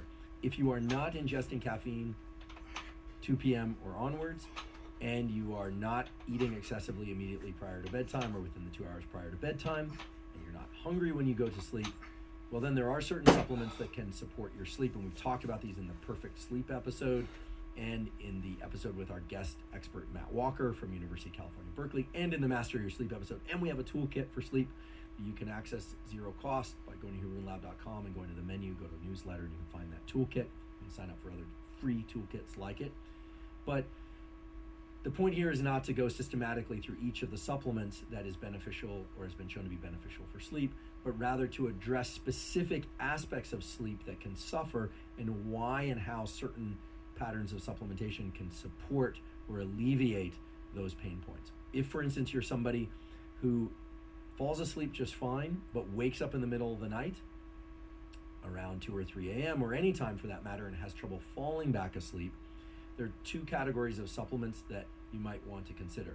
The first is myo-inositol, typically taken as 900 milligrams of myo-inositol. Myo-inositol can help shorten the amount of time that it takes to fall back asleep if you wake up in the middle of the night. Myo-inositol has other beneficial uses as well for mood, etc. If you'd like to see many of the different effects that have been explored in the scientific literature for myo-inositol, you can go to examine.com. It's an excellent site, not just for inositol, but for all supplements for that matter. It talks about the human effect matrix. That is the different effects of different supplement compounds on different aspects of hormone, brain, and body health, where the evidence is strong, where the evidence is weak, has links to studies, and so on. Again, it's examine.com. Amazing website, wonderful website. It's provided such a rich resource for me and for many, many other people. Other people who wake up in the middle of the night will wake up because their dreams are very intense, or they were having dreams that were so vivid that suddenly they were jolted from their dreams. Those people would do well to avoid certain supplements. So in a moment, I'll talk about the value of a supplement called theanine for falling asleep. But theanine, which typically is taken in dosages anywhere from 100 milligrams to 400 milligrams, depending on body weight and experience and what you find to be most effective for you, minimally effective for you. Well, theanine can be great for many people, but for people who have excessively vivid dreams, those excessively vivid dreams can lead to immediate waking and sometimes a little bit of anxiety upon waking in the middle of the night. So some people who wake up in the middle of the night sort of jolted mentally and physically out of sleep because of their intense dreams would do well to avoid theanine supplementation. I've talked about this a bit before, but it's something that I think a lot of nighttime, middle of the night wakers might be familiar with and would want to take into consideration. Now, for those of you that are not waking up in the middle of the night or not having excessively vivid dreams, but are having trouble falling asleep, two supplements in particular have been shown to be effective for shortening the transition times to achieve specific endpoints, because we've done that already in episodes related to sleep and focus, etc. I'd like to take a step back and focus on the larger theme of today's episode, which is how to think about supplementation in a rational, cost-effective, and biologically effective way for each of these categories. And the three categories that I'm going to cover are sleep, hormone support, and cognitive enhancement and focus. Cognitive enhancement and focus being the final third category. Let's talk about sleep and the rational approach to thinking about supplementation for sleep. As I mentioned earlier in this episode and on many previous episodes of this podcast, sleep is the foundation of mental health, physical health, and performance. You might be somebody who can do an all-nighter and feel okay the next day, or maybe even great, but most everybody, once they start to have minimal sleep for 1 or 2 nights in the form of broken sleep, poor sleep, not enough sleep, or sleeping at the wrong time of night, there is such a thing, or day, they start to suffer. Their mood starts to suffer, their cognitive clarity and performance starts to suffer, their mental health can suffer severely, and physical performance definitely suffers, hormones suffer, everything suffers. Conversely, when people are sleeping well, that is deeply and enough, 80% of the nights of their life, mental health, physical health, and performance all flourish, and I think most people start to be almost amazed at how well they're doing in various domains of life that previously they might have struggled with. So sleep is fundamental. That's established. When thinking about supplementation for sleep, we need to ask ourselves a number of important questions. First of all, you should ask yourself how well, that is how deeply, and how much are you sleeping per night. Assuming you're somebody who can fall asleep easily, stay asleep through the night, wake up feeling relatively rested, maybe a little groggy, and then can move about your day with plenty of energy and focus. You're not falling asleep in class or at work or behind the wheel or as a passenger on public transportation. Well, then you're probably getting enough sleep. And by the way, it's perfectly normal to require anywhere from a 10-minute to a 90-minute nap in the afternoon for some people. If you're not a napper, no big deal. It's known that naps can disrupt nighttime sleep, but provided that they're early enough in the day, if you take a nap and you are still able to fall asleep, I punish myself if I don't remember what set I'm on, and I just add another set. At the moment, I don't like it. Doesn't like naps because you wake up groggy or grumpy, which often happens to certain people, then don't nap. You certainly do not need to nap. But if you're feeling energetic throughout the day, chances are you're getting enough sleep at night. But there are people, of course, who are struggling with sleep, either falling asleep, staying asleep, or they're not feeling alert enough during the day, or all of the above. And then it makes sense to step back and take a look at what supplementation can provide. If you are one of those people who is not sleeping enough or well enough at night that you are suffering during the day in whatever way, mild to severe, there are two questions you should ask yourself. First of all, are you ingesting caffeine after 2 p.m.? If the answer is yes, you want to limit or eliminate caffeine after 2 p.m., maybe even push it back to noon or earlier. I know that can be excruciating for some folks, but it can really help with your ability to fall and stay asleep at night. The second thing is, most people would do well to avoid food within the 2 hours prior to bedtime. But of course, you don't want to be so hungry that you can't fall asleep. Okay, so those are the nutrition and behavioral tools that everyone needs to consider. If you are not ingesting caffeine 2 p.m. or onwards, and you are not eating excessively immediately prior to bedtime or within the 2 hours prior to bedtime, and you're not hungry when you go to sleep, well, then there are certain supplements that can support your sleep, and we've talked about these in the Perfect Sleep episode. and in the episode with our guest expert Matt Walker from University of California, Berkeley, and in the Master Your Sleep episode. And we have a toolkit for sleep that you can access 0 cost by going to hubermanlab.com and going to the menu, go to newsletter, and you can find that toolkit. You can sign up for other free toolkits like it. But the point here is not to go systematically through each of the supplements that is beneficial or has been shown to be beneficial for sleep, but rather to address specific aspects of sleep that can suffer and why and how certain patterns of supplementation can support or alleviate those pain points. If, for instance, you're somebody who falls asleep just fine, but wakes up in the middle of the night, around 2 or 3 a.m., or any time for that matter, and has trouble falling back asleep, there are 2 categories of supplements that you might want to consider. The first is myo-inositol, typically taken as 900 milligrams of myo-inositol. Myo-inositol can help shorten the amount of time that it takes to fall back asleep if you wake up in the middle of the night. Myo-inositol has other beneficial uses as well for mood, etc. If you'd like to see many of the different effects that have been explored in the scientific literature for myo-inositol, you can go to examine.com. It's an excellent site, not just for inositol, but for all supplements for that matter. It talks about the human effect matrix. That is the different effects of different supplement compounds on different aspects of hormone, brain, and body health, where the evidence is strong, where the evidence is weak, has links to studies, and so on. Again, it's examine.com. Amazing website, wonderful website. It's provided such a rich resource for me and for many, many other people. Other people who wake up in the middle of the night will wake up because their dreams are very intense, or they were having dreams that were so vivid that suddenly they were jolted from their dreams. Those people would do well to avoid certain supplements. So in a moment, I'll talk about the value of a supplement called theanine for falling asleep.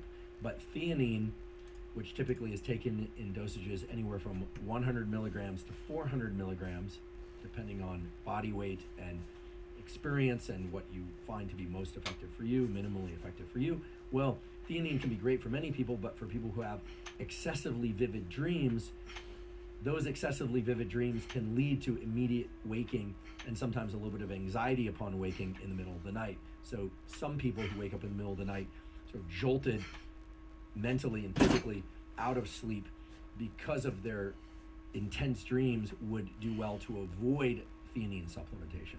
I've talked about this a bit before, but it's something that I think a lot of nighttime, middle of the night wakers might be familiar with and would want to take into consideration.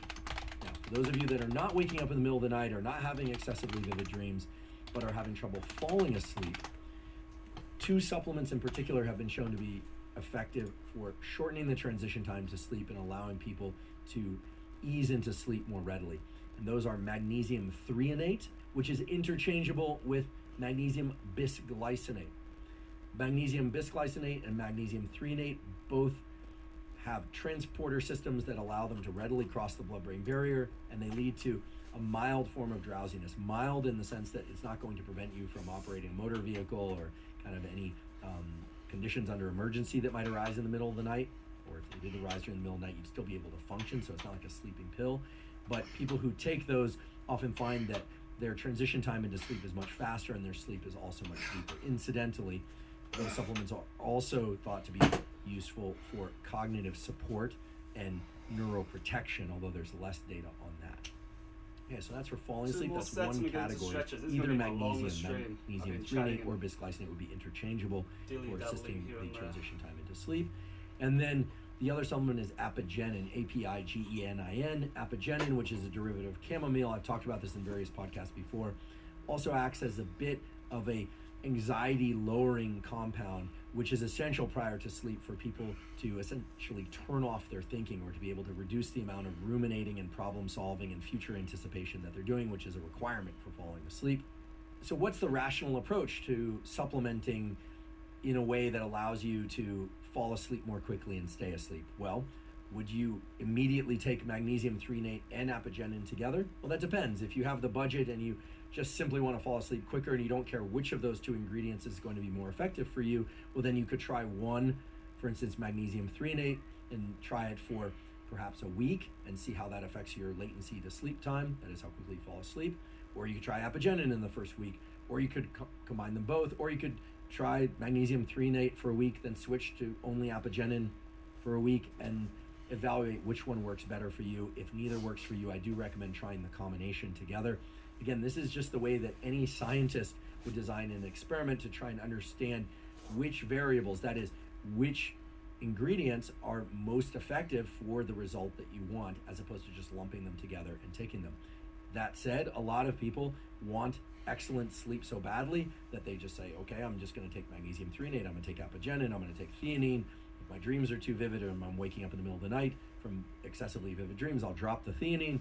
And many people actually derive great benefit from that approach. But because today we're talking about the most rational, cost-effective, and biologically effective approach to supplementation, if you're not sleeping as well as you would like to, or if you want to explore what sleeping even more deeply might do for your mental health, physical health, and performance, well, then it makes sense to think about the various supplements for falling asleep versus remaining asleep, what to include, what not to include, and to do that systematically. And again, I think 1 week's time of taking something, provided it doesn't induce any negative effects, right? If something induces a negative effect, I recommend ceasing taking it immediately.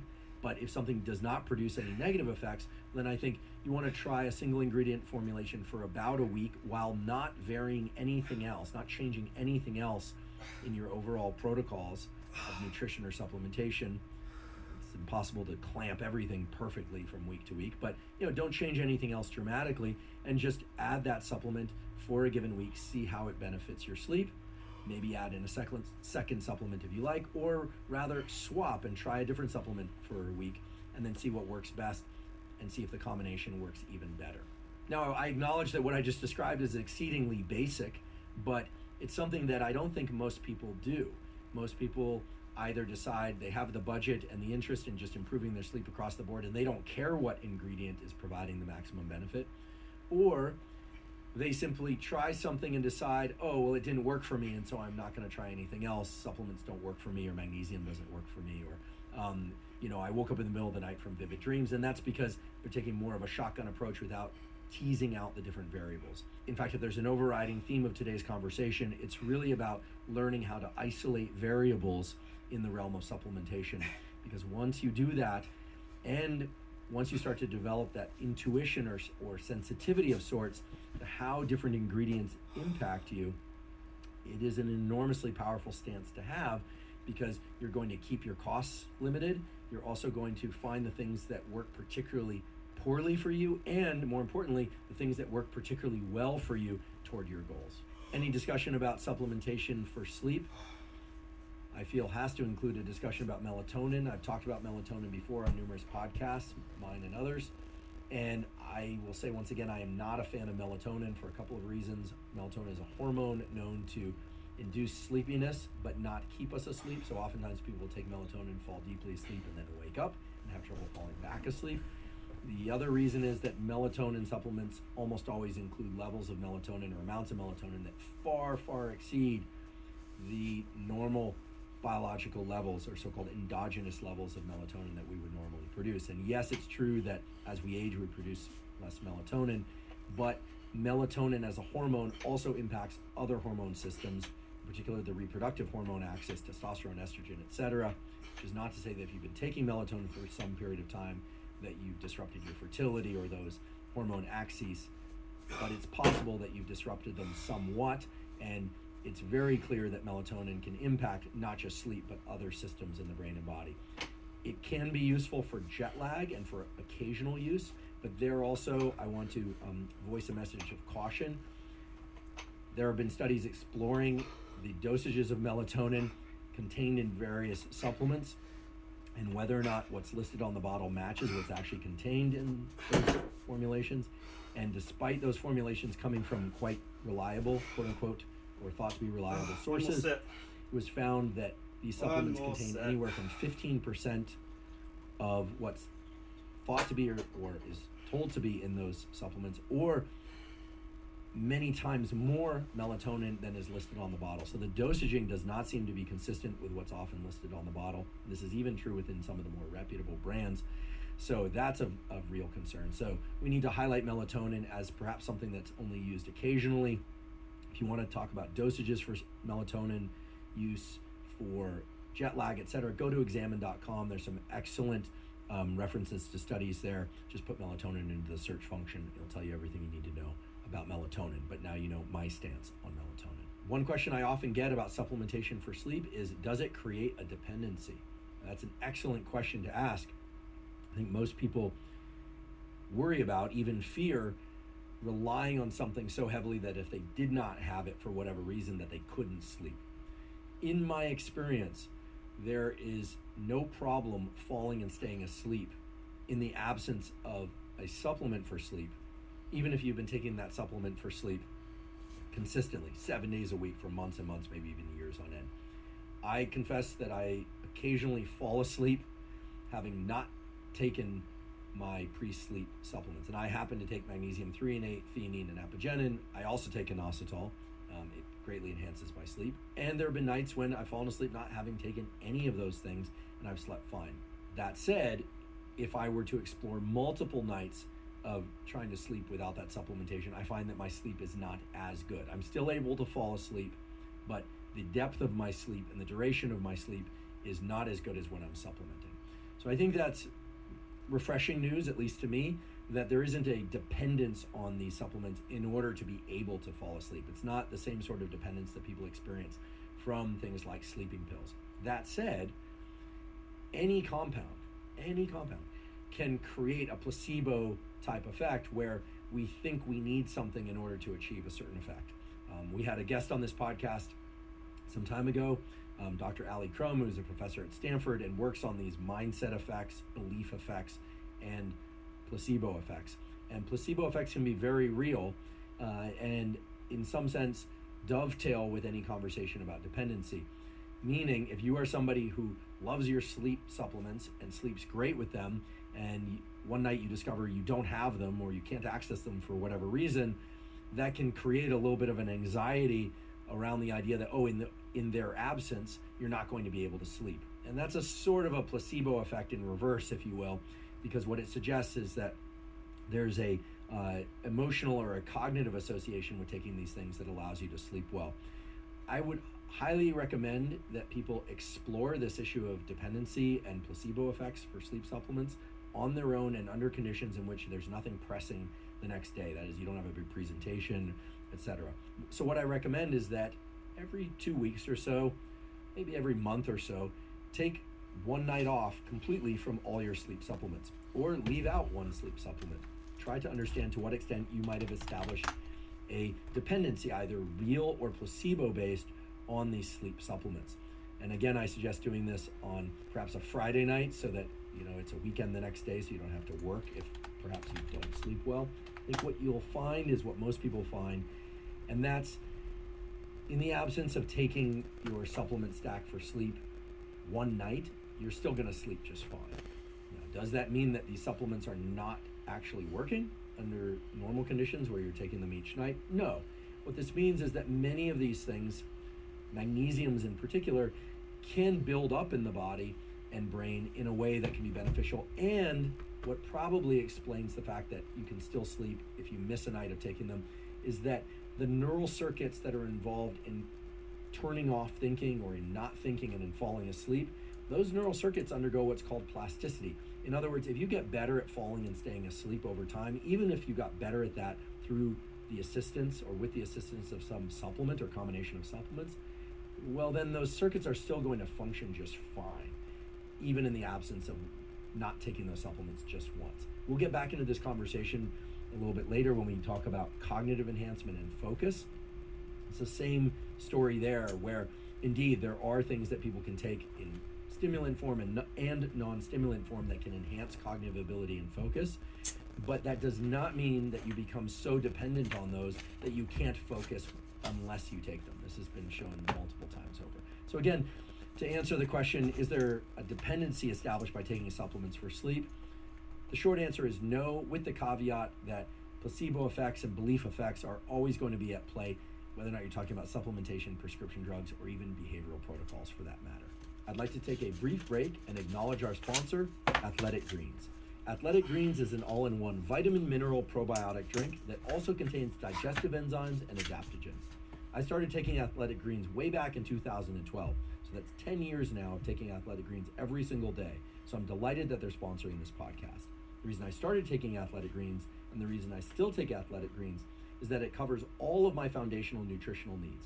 So whether or not I'm eating well or enough or not, I'm sure that I'm covering all of my needs for vitamins, minerals, probiotics, adaptogens to combat stress, and the digestive enzymes really help my digestion. I just feel much better when I'm drinking Athletic Greens. If you'd like to try Athletic Greens, you can go to athleticgreens.com/Huberman, and for the month of January, they have a special offer where they'll give you 10 free travel packs plus a year's supply of vitamin D3, K2. Vitamin D3 and K2 are vital for immune function, metabolic function, hormone health, but also calcium regulation and heart health. Again, that's athleticgreens.com/Huberman to claim their special offer in the month of January. One 10 lazy free travel stream. packs plus a year's supply of vitamin D3, K2. The next category of supplementation that I'd like to talk about is hormone support. Improving I've got the week off work. That's why I've optimizing got all your the time in the hormones world. But still, is a critical been a aspect of very mental lazy health, physical stream. health, and performance. We've done multiple episodes about hormones, including testosterone and estrogen for both men and women and for people of different ages. We've also had episodes on thyroid hormone, growth hormone, and so on. You can find all those at hubermanlab.com. In fact, you can go to the hubermanlab.com website. There's a search function where you can just put in a keyword and it will take you to all the episodes and specific time points where that topic happens to be covered. Now, hormone health is such an important topic to discuss in the context of supplementation because indeed there are compounds that are non-prescription based supplements that can improve hormone function. Again, anytime we are discussing a particular aspect of mental health, physical health, or performance, we need to start with a mention of the few behavioral tools and nutrition-based tools, or at least some top contour coverage of those in a way that frames up the discussion about supplementation appropriately. So in the context of hormone support and augmentation and optimization, if you are not getting adequate calories from high quality sources, hormones like testosterone and estrogen will suffer. This is one of the reasons why women will stop having their periods if they're not ingesting enough calories.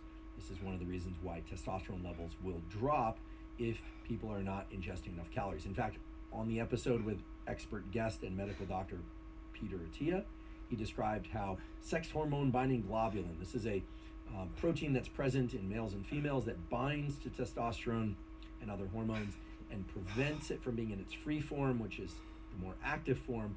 Well, insulin, which of course is going to increase after the ingestion of carbohydrates in particular, insulin actually inhibits or reduces sex hormone binding globulin. This means is that for you intermittent fasters or people that are ingesting very few carbohydrates who have very low blood glucose, or perhaps are taking things like metformin or berberine, which is a supplement-based approach to reducing blood glucose, well, your sex hormone binding globulin is going to increase dramatically. Conversely, if you are eating enough calories in the form of foods that allow your insulin to be a bit higher, not excessively high, we hope, but a bit higher, well then sex hormone binding globulin will go down and free testosterone will go up. So the discussion about hormone support and augmentation has to include some nod toward or understanding of the fact that nutrition and the way that nutrition impacts hormones and the way that hormones such as insulin impact other hormones such as free testosterone, that all has to be acknowledged. That is not the topic of today's discussion, but it's important that I remind everybody that nutrition matters for general hormone status. It's also important to remember that behaviors matter for hormone status.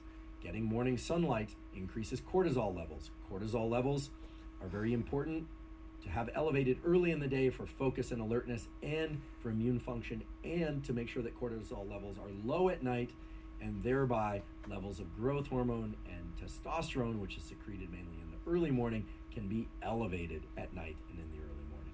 So getting morning sunlight, getting strenuous exercise in the form of both cardiovascular exercise, but also relatively short, meaning an hour or less, bouts of intense resistance training a few times per week can also dramatically alter hormone profiles. In fact, in the episode that we did with Dr. Duncan French, again, you find that episode at hubermanlab.com, he described a very strenuous but still brief 2-day-a-week protocol of using resistance training specifically to increase testosterone and free testosterone and growth hormone and so on.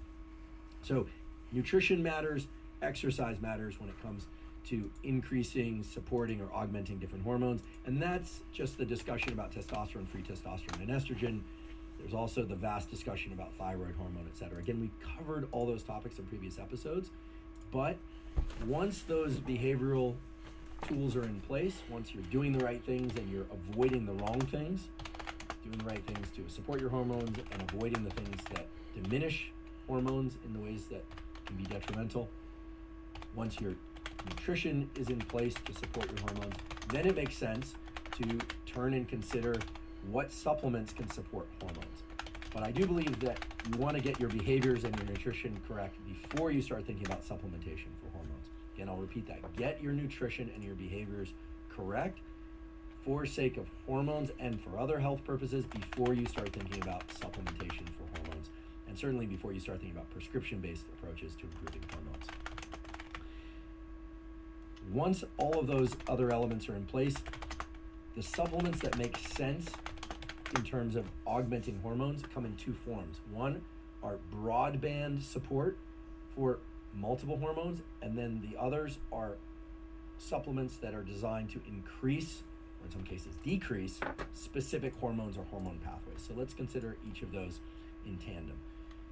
There are certain supplements, things like Shilajit, for instance, something from Ayurvedic medicine, which mainly has the active ingredient fulvic acid, which is known to, for instance, increase things like FSH, follicle stimulating hormone, which in women is going to increase certain aspects of egg growth, hence the name follicle stimulating hormone. It's going to stimulate certain aspects of fertility. It's pro-fertile, and in males can make for more sperm production or more motile sperm. FSH is also going to indirectly increase testosterone in males. It's known to increase libido in both males and females. So things like Shilajit can indeed augment multiple hormones and support multiple hormone systems, generally in the direction of pro-fertility, pro-libido, and increasing estrogen and testosterone. Now, there are other supplements such as ashwagandha that also fall into this category of affecting multiple hormones. Ashwagandha is a very potent supplement in terms of reducing cortisol levels.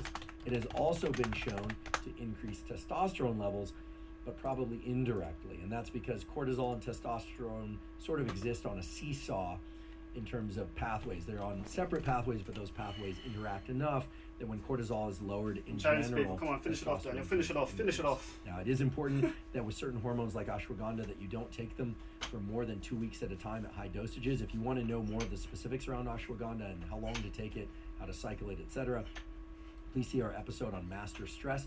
Please also see the examine.com website and put in ashwagandha. It will get into some of that description.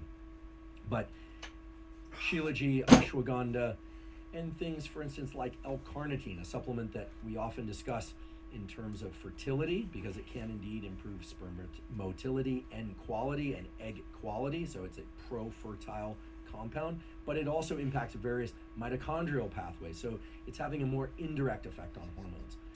There are many other compounds present and available as supplements that are purported to be pro-hormone support, in particular for testosterone, estrogen, fertility, and libido. There is a description, for instance, of things like maca root. Maca root can increase libido. It's found to be particularly effective in women, but in men as well, and in all people who are suffering from lowered libido due to intake of SSRIs, selective serotonin reuptake inhibitors, for whatever reason. SSRIs are used to treat OCD, they're used to treat depression, any number of different things. Let's do some Maca stretches. root can be, in many instances, effective in increasing libido. It does that, however.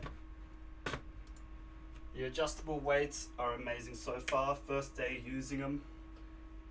I'll admit, early days when I first saw that, I thought that looks fucking ridiculous.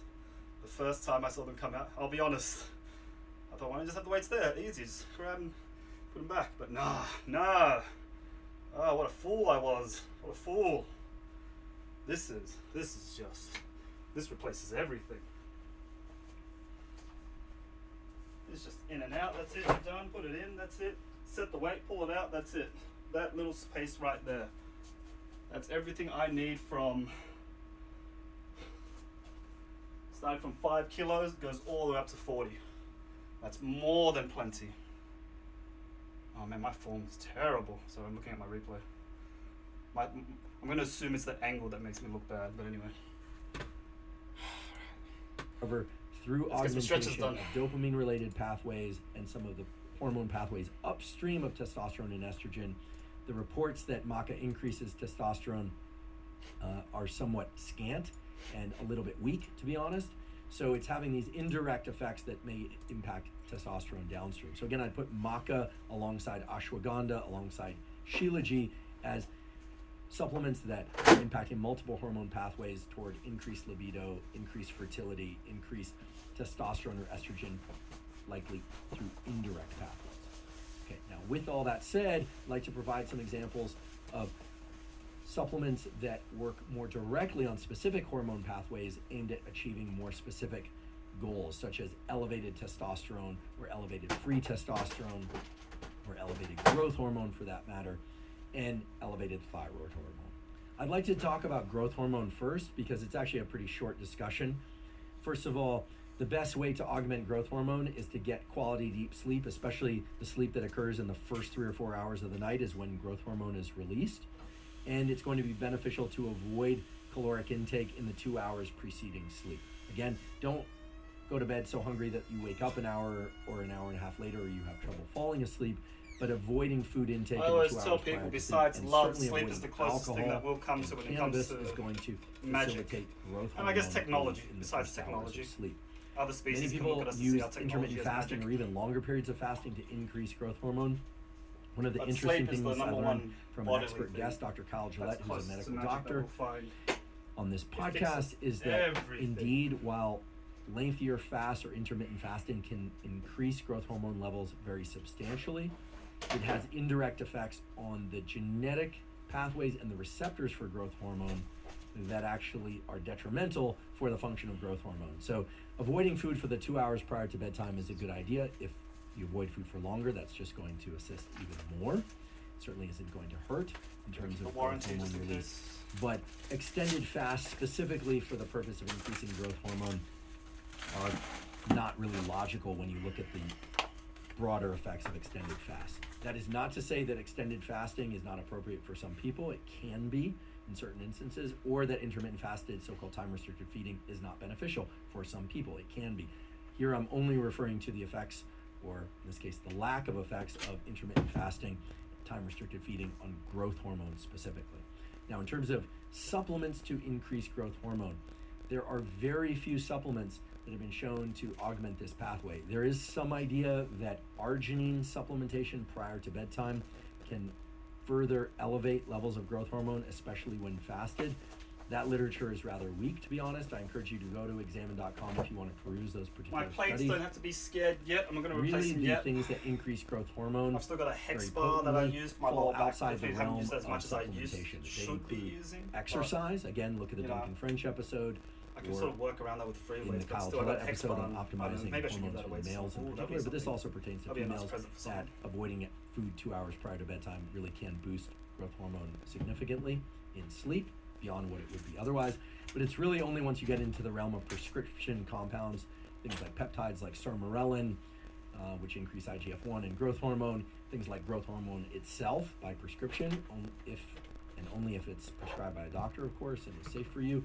That's when you start getting into really significant increases in growth hormone. Not a lot of supplements out there to increase growth hormone potently. Now, it's a different story when you start thinking about and talking about testosterone and free testosterone and luteinizing hormone. Luteinizing hormone is released from the pituitary, which is this gland not far from the roof of your mouth, and its nearby neighbor, the hypothalamus, is a collection of neurons that sits above the roof of your mouth and talks to the pituitary, talks to it through neural connections and hormone-based connections. There is a hormone called GnRH, gonadotropin releasing hormone, that is released from the hypothalamus into the pituitary. It stimulates the release of luteinizing hormone, or LH, which then travels in the bloodstream to impact multiple tissues in the body, but mainly the ovary in females and the testes in males to stimulate estrogen production and testosterone production. There are supplements that can potently increase GnRH and or luteinizing hormone and then indirectly increase testosterone and estrogen. And I always like to remind people testosterone and estrogen are present in both males and females. Okay? And both are important for things like libido, muscle growth, and so on. A lot of people think that, in males, having very high testosterone and low estrogen is actually ideal. It's actually not ideal if you want to keep your libido. Anything that lowers your estrogen too far is going to reduce your libido. You don't want estrogen too high, but you also do not want it too low. So supplements that can tickle this pathway, or actually can act as a bit more of a directed hammer on this luteinizing hormone pathway, may also impact GnRH, are things like Phaedogia agrestis. This is an herb that I've talked about before on the podcast, that when taken at dosages of 600 milligrams per day, many people, not all, report elevated levels of libido, elevated sperm production, elevated testosterone, in some cases elevated estrogen, a bunch of hormones downstream of luteinizing hormone. Now, are you going to be a Phaedogia agrestis responder or a non-responder? There's simply no way to know except by trying it. If you are going to go down this route, there are two very important considerations. First of all, there's a fairly extensive literature on the fact that Phaedogia agrestis can be toxic to testicular cells and perhaps other cells when taken at very high dosages. So obeying the particular dosages of Phaedogia agrestis that are recommended on various product labels and cycling Phaedogia agrestis can be important. Some people need to cycle it 8 weeks on, 2 weeks off. Other people opt for 12 weeks on, a month off. I know a few people who have taken it continuously with no issues, but I do want to suggest caution when taking Phaedogia agrestis. The cautionary notes are stay within the recommended dosage ranges. You can go lower, but certainly don't go higher. And I think it is wise to cycle every 8 weeks or so to come off it for 2 weeks and then going back on if that's your choice, if you feel it benefited you, or taking it for 12-week periods of time and then cycling off for a full month before repeating again.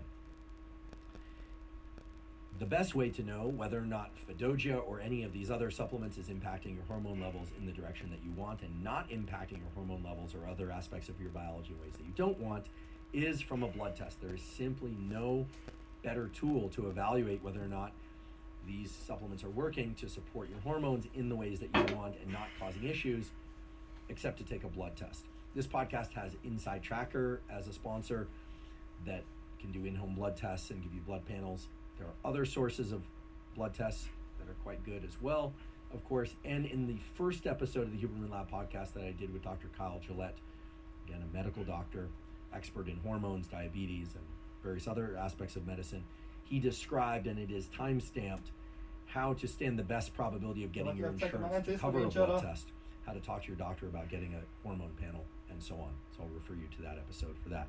But blood tests are going to be very important. I recommend taking them before adding in any supplement to increase hormones of any kind or decrease hormones of any kind for that matter. And then again, after about 4 to 8 weeks of taking that particular supplement in order to evaluate whether or not it worked and whether or not it had any negative effects that you would like to avoid.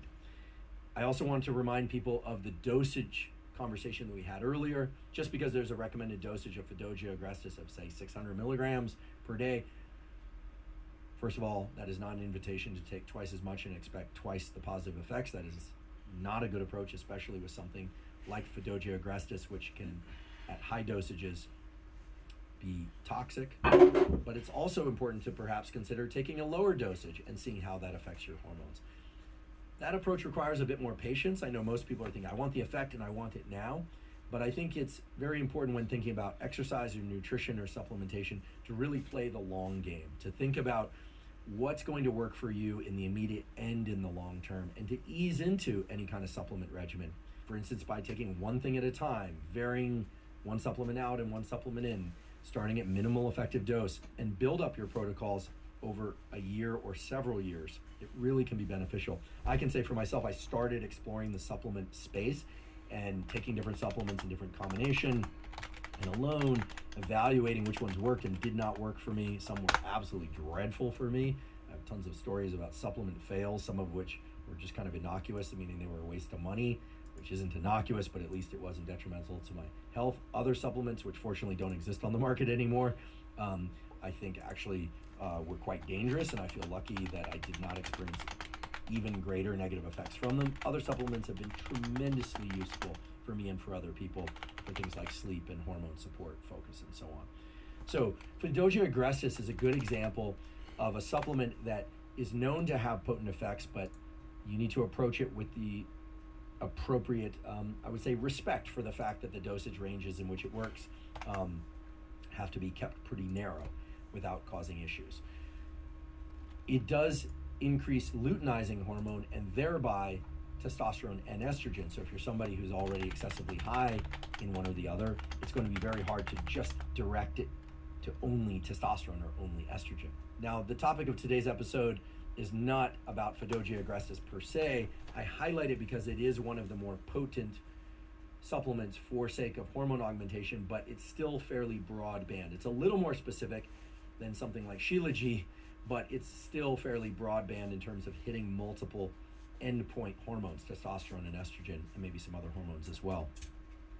There are other supplements, in particular Tonga Ali, which is known to, for instance, increase libido. Whether or not it does that by way of augmenting dopamine-related pathways or testosterone pathways still isn't clear. It is known to increase free testosterone by reducing sex hormone binding globulin.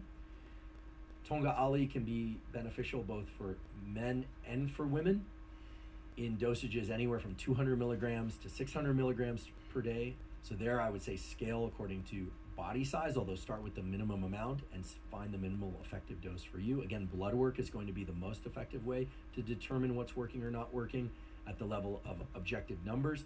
But subjective experience matters too. You know, if you take it at 400 milligrams for 4 weeks and you don't notice any effect, you might try it at 600 milligrams but not higher. And if you still don't see an effect, well then it doesn't appear to have worked for you. Other people experience dramatic effects from things like Fidogia and Tonga Ali. Why would that be the case? Well, if you look to the scientific literature, what you find is that the studies that report the biggest effects of any supplement usually start with a population that's somehow diminished or back on its heels in one particular dimension. So for instance, people that are hypogonadal, that are not making enough testosterone or free testosterone. In fact, their levels are very, very low. They're subclinical, off range in terms of the charts, below the normal. Well, those people, when they take supplements like Tonga Ali, Fidogia, tend to experience greater effects because they're starting from a lower level than people who perhaps are close to the optimal levels achieved through either age, genetics, exercise, nutrition, or some combination of those. So that's an important thing to think about. These are called floor effects and ceiling effects. Ceiling effects are, for instance, if an individual already has very high testosterone and free testosterone and they take a supplement to increase it further, they might not see any increase. Whereas somebody who sits more in the middle to low range stands to experience a much greater increase. In fact, one individual I know who took Tonga Ali, admittedly on my recommendation, his testosterone was initially very low and he was having a number of different symptoms. He did blood work. That's how he knew it was low.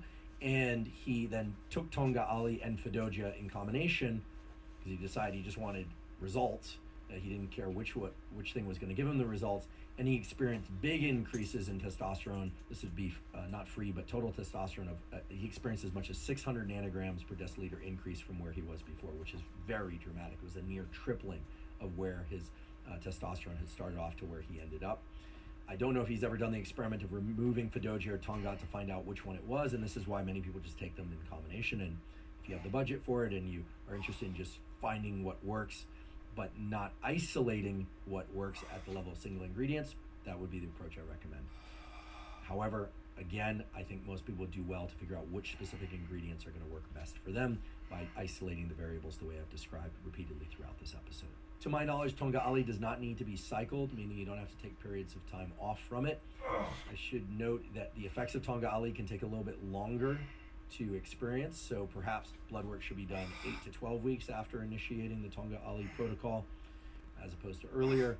And it does seem to have sort of cumulative effects on libido, and that points to the likelihood that it's having some impact on neural pathways as opposed to hormone pathways. Hormone pathways can be slow, but in general, neural pathways are the ones that are going to explain slow rising shifts in any kind of physical or mental aspect that then remain stable over time. So the exact effects of Tonga Ali and where they arise in the brain and body aren't known. I will provide a link to a really beautiful review article that covers the literature on Tonga Ali. This came out fairly recently, and that I've reviewed with a number of other MDs and medical or medicine-related podcasters. It's a really nice review. I'll provide a link to that. It gives a survey of Tonga Ali, what people are discovering, what they're finding, what they're not finding, and so forth. As a final note on supplements for hormone augmentation and supplementation, I want to make a brief mention of something specifically related to female health, which is, of course, the menstrual cycle. And across the menstrual cycle, different hormones are present at different levels. Follicle-stimulating hormone is very high during the so-called follicular phase, right? And then you have your luteal phase. We have an entire episode coming up about female hormones and hormone health that will cover this. We also covered a little bit of this in the other episodes on testosterone and estrogen. But the point I'd like to make now is that for women, they should fully expect that certain supplements, not all, but certain supplements, because of the way they impact different hormones, would have different effects, maybe even opposite effects at different phases of the menstrual cycle. And for that reason, I believe it is especially important to have tight control over dosage and individual ingredients in your supplement regimen. So for instance, if you're somebody who takes Shilajit, and I know many women who take Shilajit or Tonga Ali, for instance, or Maca, and you find that it really serves you well, that is, it provides the mental and physical benefits that you want and enjoy at certain phases of your menstrual cycle, but at other phases of your menstrual cycle, it feels like too much, or it actually can start to give you negative mental or physical effects. Well, then obviously having control over those specific ingredients is going to be extremely important so that you can titrate the dosage or increase the dosage as the case may be, or cease taking those things entirely at certain phases of your menstrual cycle. Now, that's not to say that some women can't just continuously take these supplements throughout their menstrual cycle. Some can, but some find that that makes them very uncomfortable, or that they would do well to alter different ingredients at different phases of their cycle. So again, this speaks to the critical importance of single ingredient control, dosage control, and the ability to cease taking individual or multiple ingredients according to the backdrop of your health generally. And obviously the menstrual cycle is a profound shift in the hormones and thus the entire biological and psychological milieu that exists in the body. And of course, there's the issue of birth control and whether or not people are taking hormone-based birth control. Certain forms of hormone-based birth control in women involve tonically elevating, that means consistently elevating estrogen. That's certainly going to reduce the fluctuations and thus the probability that certain hormones and hormone pathways will change across the menstrual cycle, but not eliminate it altogether. Also, there's the key issue of fertility in both males and females. One important note, even though this is not an episode about fertility, we're going to have one soon, but the important point about fertility is that there are supplements, not just Shilajit, but there are supplements and supplement protocols such as L-carnitine, in particular injectable L-carnitine, which does require a prescription, at least in the US, but also orally ingested L-carnitine that can improve sperm health and motility and egg health and motility. I mentioned that earlier. But if couples are trying to conceive, it is important that if you're going to take something that is a supplement directed towards sperm and or egg health, that you also consider how that interfaces with some of the other hormone-based compounds, that is prescription drugs that you may be taking. This is true for people who are doing IVF, in vitro fertilization, or not. Again, that entire discussion will be handled in our episode on fertility and on female hormone health, and we already did the episode with Dr. Kyle Gillette on male hormone health optimization. The next category of supplementation that I'd like to address is supplements related to cognitive enhancement and focus. And here there are a number of very useful strategies that one could take. I'd like to divide this conversation into two general categories of supplements to address cognitive enhancement and focus. The first category are supplements that increase energy by way of stimulant properties. So the most obvious of these is caffeine. Caffeine is, of course, a molecule that can increase levels of alertness. It also can increase levels of focus, provided that dosages are in the appropriate range. The appropriate range in most cases is going to be 1 to 3 milligrams per kilogram of body weight, taken 30 minutes or so before any kind of mental or physical endeavor. We did an entire episode about caffeine where you can learn lots of facts about caffeine, how best to utilize caffeine, and indeed I'll just give you a few of those now. Turns out that if you're a regular caffeine user, you can still derive the cognitive enhancing and focus enhancing effects of caffeine if you ingest caffeine every day. But if you were to take 2 days off from caffeine completely, and right now I hear all the caffeine addicts out there just kind of cringing at the idea, and then take caffeine in the 30 minutes prior to some especially important event, physical or mental event, where you really need to focus and be able to sustain that focus for long periods of time, it would have an even greater effect than it normally would. But since most people are taking caffeine in a kind of ongoing, regular way, I just want to emphasize that it still has pro-cognitive and pro-focus effects, even if it's taken every day or even multiple times per day. Again, a cautionary note, don't drink caffeine too late in the day. Past 2 p.m., it can really start to impede your sleep at night. Even if you can fall asleep at night, the architecture of that sleep is not going to be great if you're ingesting caffeine in the preceding 8 to 10 and even 12 hours. And that actually raises another tangential but still important point, so I'm going to make it and then get back to supplements, which is the best cognitive enhancer that you will ever take is a really good night's sleep of sufficient duration. Okay, so sleep is going to be the bedrock of your ability to focus and remember things. In fact, it's during sleep that neural connections remodel, so-called neuroplasticity. It's actually not when you trigger learning, but it's when you consolidate and reinforce learning, and a number of other things that relate to cognitive enhancement and focus. The other thing, of course, is that you're going to need to have sufficient levels of nutrition, so you don't want to be overly hungry or it's going to be hard to focus, nor do you want to be overloaded with calories or a volume of food or have your blood glucose to be so high that it's going to make you sleepy. There's a reason why when discussing stress and the so-called autonomic nervous system that the phrase rest and digest comes into play. Rest and digest, as the name implies, relates to the fact that when we have a lot of food in our gut, it tends to make us sleepy. In other words, it's hard for us to focus and it's hard for us to maintain cognitive attention and remember things, etc. So there are a bunch of behavioral tools for enhancing focus. Did an entire episode on enhancing focus. It does touch on supplementation. Again, you can find links to that in all formats at hubermanlab.com. We also have a newsletter related to this topic, also at hubermanlab.com at zero cost. With all of that said, and in particular the highlight about sleep being the best way to enhance your cognitive abilities and focus, anytime we're having a discussion about supplements for enhancing cognitive ability and focus, a major category of those supplements is going to fall into the stimulant category, and that's going to include most often caffeine, although there are other sources of stimulants. I'm not going to touch on those for the moment. Just talk about caffeine. When people hear caffeine, they think, oh, well, I can just drink coffee, and indeed that's a great source of caffeine. So is yerba mate. I would caution people to, if you're going to use yerba mate for whatever purpose, caffeine or otherwise, that you avoid the smoked versions of yerba mate. They are carcinogenic. That is, the smoked versions are carcinogenic, and to consume the non-smoked varieties instead. The important thing to understand about caffeine is that while it can be ingested in the form of a drink or an energy drink, tea or coffee, it can also be ingested as a pure supplement. That is, there are caffeine supplements. And I know a number of people, including a very, very prominent podcaster whose name I won't mention, who drinks herbal tea but takes a 100 to 300 milligram tablet of caffeine with the herbal tea. So in that case, it is no longer herbal tea, it is caffeinated herbal tea. When you take caffeine in pill form, it tends to have a much more potent and long-lasting effect than when you take caffeine in the form of coffee or tea. It's actually a world apart in terms of its effects. And if you haven't experienced this before, it might be something that you want to explore. It might not be something you want to explore. In particular, if you're somebody who experiences anxiety or panic attacks, be very careful with your intake of caffeine.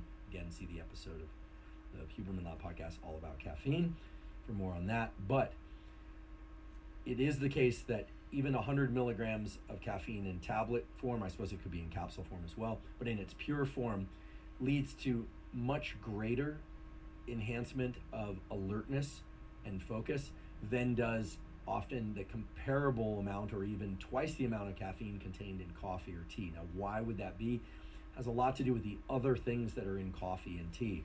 So here I'm not encouraging people to become reliant on caffeine capsules or on caffeine tablets, but if you want to increase alertness and focus, caffeine is a potent way to do that. It works.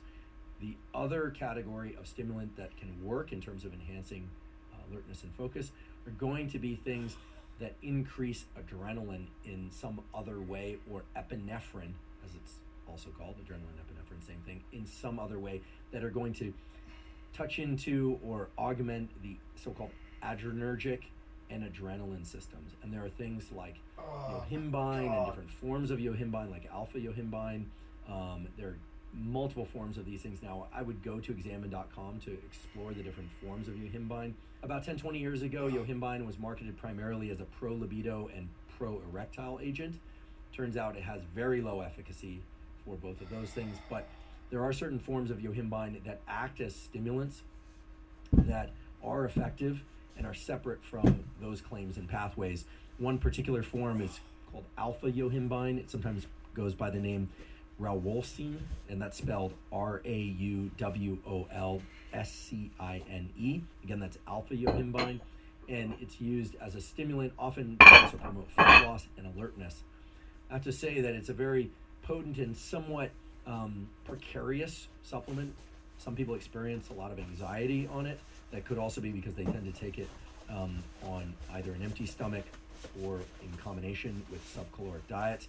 It's sort of getting out on the edge of things that for some people can work not so well. For other people, they might actually find it to be a very effective stimulant. In general, in terms of supplement-based approaches to increase cognitive function and focus, caffeine, either in coffee or tea form or in tablet or capsule form, but at lower dosages than you would find in coffee and tea, I think is actually a reasonable way to explore stimulant-based approaches for enhancing cognitive function and focus. I mention all that not because I think that you probably already didn't know that caffeine can enhance alertness and focus. Most people already know that, and I acknowledge that, but rather as a contrast point for the other supplement-based approach for increasing cognitive function and focus, which is to increase certain neurotransmitter pathways that are not stimulant-based.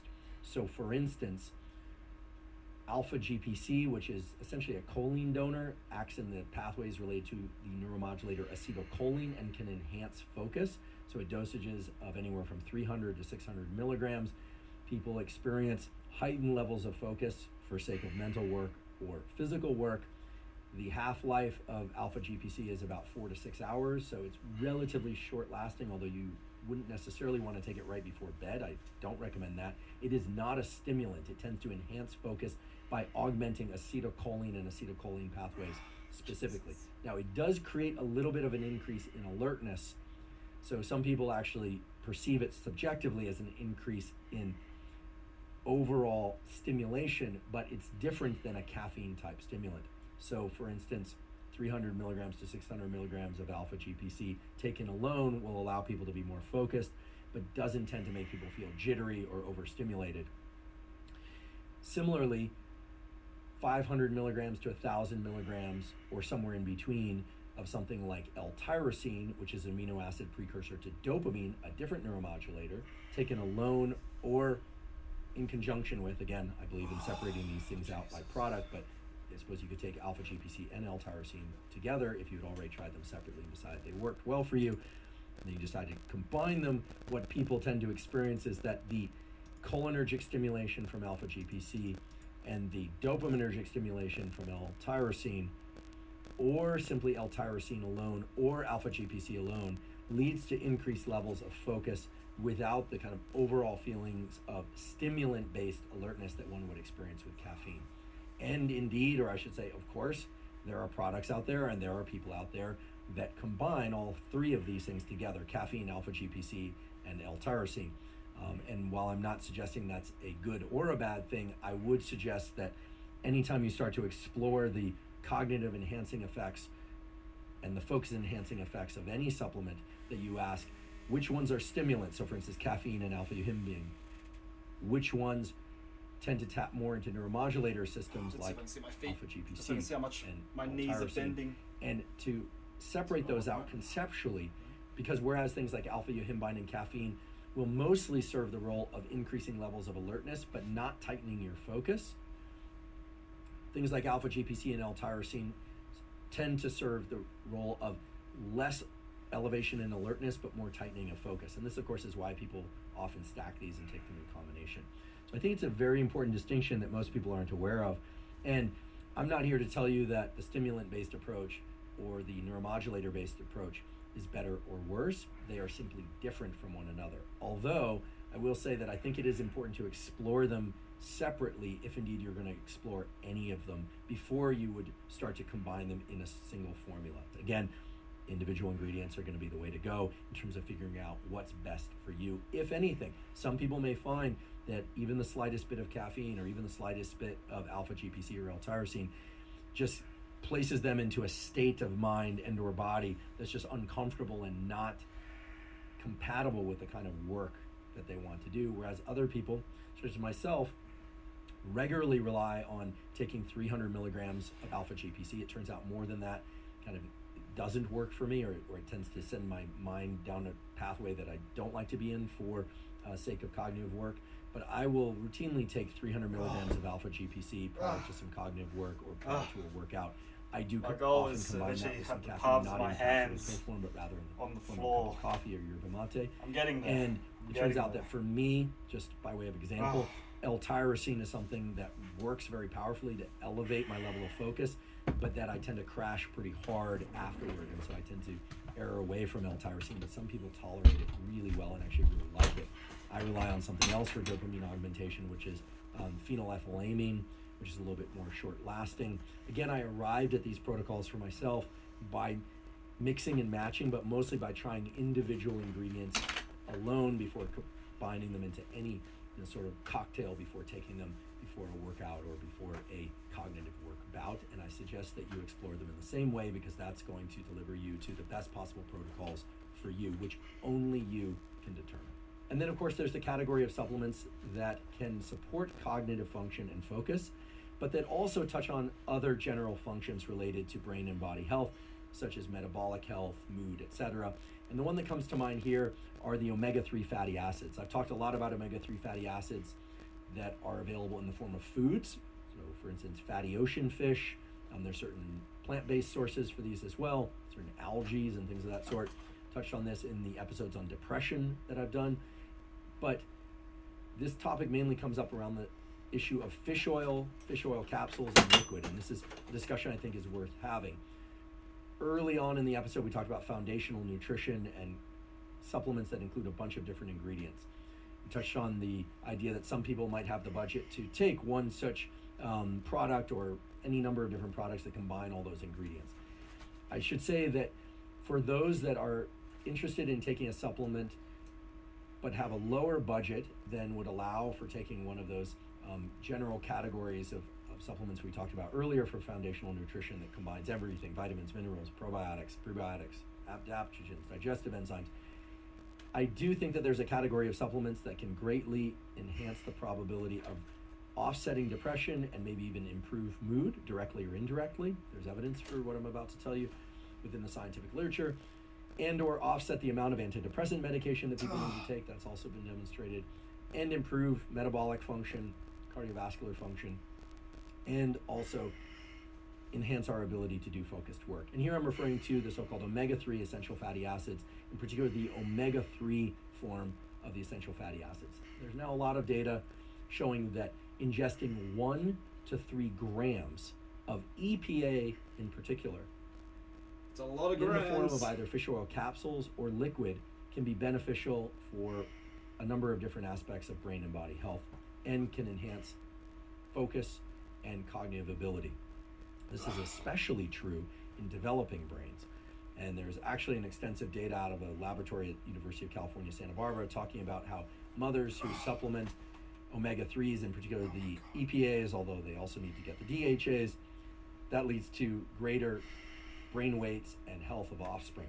This is something we will definitely explore in a future episode, likely with an expert guest who's doing that work in that laboratory at UC Santa Barbara.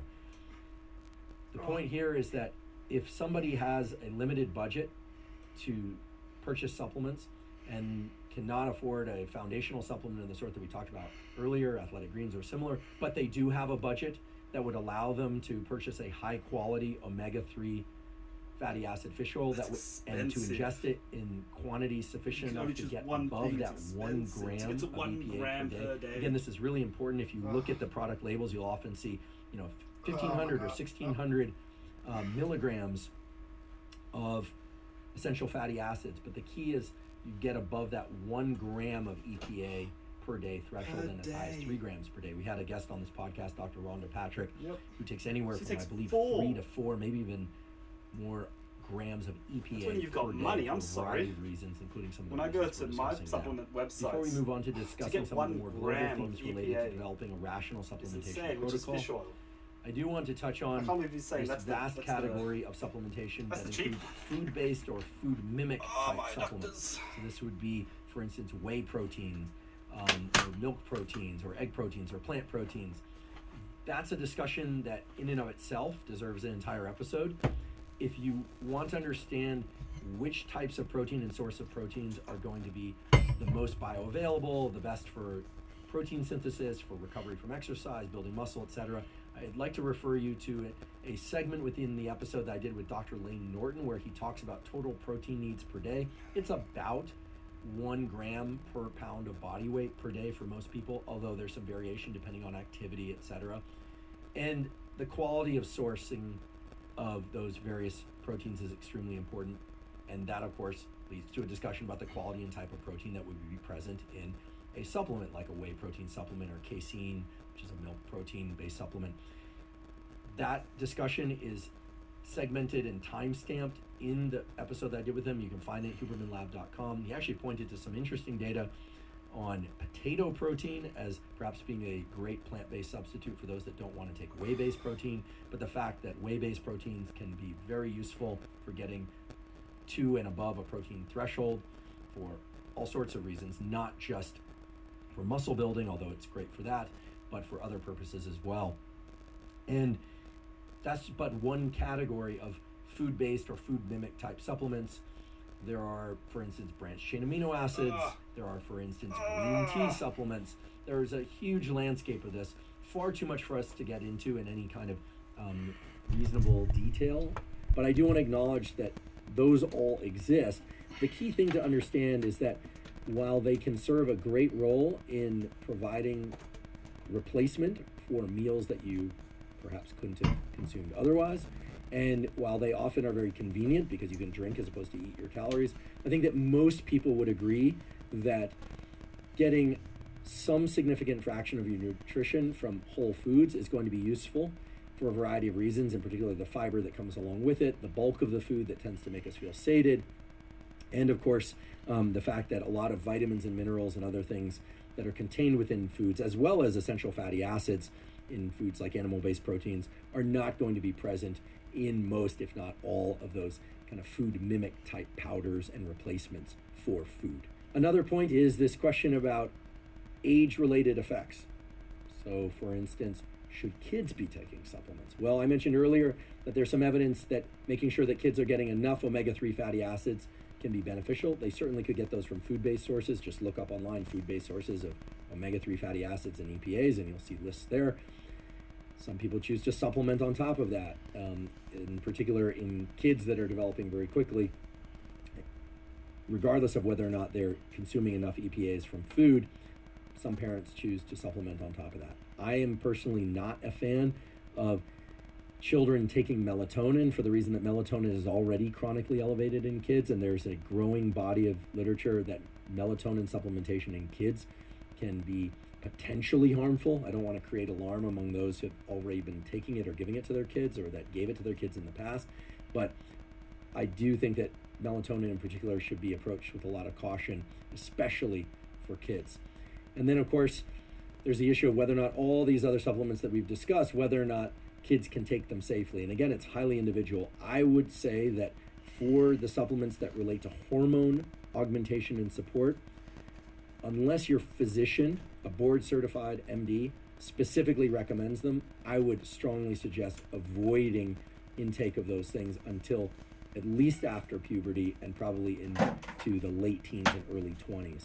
because the body and brain are still developing and hormone systems are still active. Even though puberty may happen between ages 11 and 14 or even 15, puberty can be a long-lasting event with a long taper and tail on it. So you want to be cautious about augmenting hormones in young people through the use of supplementation, unless a physician is working very closely with you, or rather you with them. And then in ages of say 22 years old, 24 and older, I don't see any reason why people who are in their 50s or 60s would have any different protocols than people in their 30s and 40s, except perhaps in the domain of cognitive enhancement, where it might make sense, again, might, provided it can be done safely and with the consult of a physician. It might be beneficial for people who are approaching their later years to consider increasing dosages or the variety of things and approaches that they take for cognitive enhancement, because age-related cognitive decline is a reality. There is no person that escapes that. The question is whether or not the slope of that decline is very steep or very shallow. And of course, this is an opportunity for me to raise the point that I made much earlier and that I'll make over and over again, because it really is the most important point to today's discussion, which is that behaviors, both exercise, sleep, making sure that your relationship to light, getting sufficient sunlight early in the day and throughout the day if you can, and limiting your viewing of bright artificial light in the late evening, and especially between the hours of 10 p.m. and 4 a.m., things of that sort, all the do's and don'ts. And of course, cardiovascular exercise and resistance training exercise, and maybe even flexibility training exercise, topics we've covered extensively on this podcast, and for which we'll soon have a special series airing with Dr. Andy Galpin that gets into a lot of detail and protocol development that you can all employ. All of that needs to be done at every age, certainly past puberty, in order to maximize cognitive function, in order to maximize cardiovascular function, in order to maximize focus, and every aspect that we really all stand to and want to enhance when we think about supplementation. So again, get your sleep right, do that by getting your relationship to light right, get your exercise right, quality social connection right, and then of course there's that landscape of nutrition that we talked about extensively earlier, and for which we have other episodes that really dive deep, including that episode, or I should say in particular that episode with Dr. Lane Norton, where we really took a full survey of the landscape of nutrition, everything from protein needs, vitamins, minerals, fiber, microbiome. It's a deep discussion with a lot of actionable takeaways. If you're curious about nutrition, and in particular if you're a vegan or vegetarian or carnivore based, but even for the more common omnivores, such as myself, I found that to be an incredible learning journey thanks to Dr. Lane Norton. Just so much useful knowledge in that episode if you want to learn more about nutrition. The behavioral tools, the nutritional tools, are really going to serve as the primary two layers upon which your supplementation protocols are going to rest. And again, I want to emphasize that your supplementation protocol may be 0 supplements. It could include no supplements whatsoever, and that would be perfectly fine, provided that you're sleeping as well as you want to and need to, you're able to focus and work as well as you want to and need to, you're able to perform physically as well as you want to and need to, and you feel that your hormones and related functions are where you want them. However, for most people who are doing most everything right, they want to explore how they can make things like their sleep, their focus, their hormone function even better, and that's where supplementation makes a lot of sense. And when I say makes a lot of sense, I mean it makes a lot of sense to explore in a rational and regimented way. There are a couple of big themes that we've talked about a few times during today's podcast that I'd like to reiterate now, because they are so crucial to developing a rational supplementation protocol. The most important of which is, unless we're talking about foundational nutritional support, that is coverage of vitamins, minerals, digestive enzymes, probiotics, prebiotics, and adaptogens, we should really be focusing on single ingredient formulations. Foundational supplements that include all those things I just listed off, all combined in one supplement, are fine. I simply don't see any other practical or reasonable way to get each and every one of those things through single ingredient formulations. However, when you want to start thinking about and actually practically exploring things like supplementation for sleep or hormone health or cognitive function, the single ingredient formulations are going to give you the most power and control. They're going to make sure that you can find the minimal effective doses, that you can rule out things that are not effective for you or that may be detrimental for you in whatever fashion. And it's not just about cost effectiveness, it's also about arriving at small kits or cocktails of supplements that you can really manage and work with, that you're not dependent on, but that you really feel can augment the various aspects of your health that are important to you. So that's really what today's episode is about. Even though we had coverage of specific supplements and their functions in these different domains of mental and physical health and performance, today's episode was really geared toward giving you resources and a framework to think about how to approach supplementation, how to navigate sticking points and pain points in supplementation, how to get the most out of your supplementation regimen without spending an excessive amount of money. And if you don't have finances to allow for a lot of exploration of supplements, how to narrow in on the most effective supplements the most quickly and derive all the benefits that you can from them. And as a final point that is redundant with a few of the themes we talked about today, but that I don't think I ever really explicitly stated, is that while the word supplement makes it sound like these compounds are something just to add on top of or compensate for deficiencies in nutrition or other areas of your life, many of them are actually quite potent compounds. These are potent non-prescription molecules that really can move the needle in terms of your ability to think more clearly, sleep better, support your hormone function. But as always, they are just one element within an ecosystem of other factors, such as your behaviors, which includes do's and don'ts, such as your nutrition, maybe even I might as well such finish as off. prescription It's only drugs about that 2 you minutes also left. But might yes, happen to be lead taking, a very or balanced to be life. taking less of, or removing I completely. Again, think that has to someone be would be done afraid in when they discussion saw with my physicians if you're stack going to do it at when all. it comes to my supplementation. But The real point here is that is what it what we is. call supplements are I'll slowly wean actually a myself off powerful gear within a larger system aimed at each and every one of us customizing tools for our mental, physical health, and performance. If you're learning from and or enjoying this podcast, please subscribe to our YouTube channel. That's a terrific zero-cost way to support us. In addition, please subscribe to the podcast on Apple and Spotify. And on both Apple and Spotify, you can leave us up to a 5-star review. If you have questions for us or topics you'd like me to cover, or guests that you'd like... Well, that's mainly on supplementation. Do I learn anything from this? Nothing too much new that I already know. I guess because I take tablet caffeine. I'm not normally a coffee drinker. And just, I guess, knowing that there's a bit more high potency in tablet form, that's alright. I only take it in the mornings. I don't think I've got an addiction. I don't think I don't have an addiction. But I might try that thing where maybe I might not take it every single day. Maybe I might split up. Plus, that'll also save me money at the same time if I increase the frequency in between dosages or like consumption. But anyway. Alright, that's it for today. How long? Man, almost 3 hours. That's insane. That's probably my longest for now when it comes to training and doing stretches. Normally they'll take me about an hour and a half, 2 hours, but those extra 40 minutes, that must be from just chatting with you guys and whatnot. And yeah, giving advice and everything. But that's what the channel's for. But anyway, that's it for today. This is my week off, so maybe I'll have a bit of a stretch stream tomorrow. Then I'll be working out again on Friday, see how I go. Weekend I'll probably be out, back to work next Monday, and we'll see how my stream schedule works around that. But regardless, whether or not I'm streaming, I'm always working out, I'm always training in some way or form, keeping active. And that's what it is, just trying to keep consistent, find what works around in your life, because we're all different. No one plan works for everyone.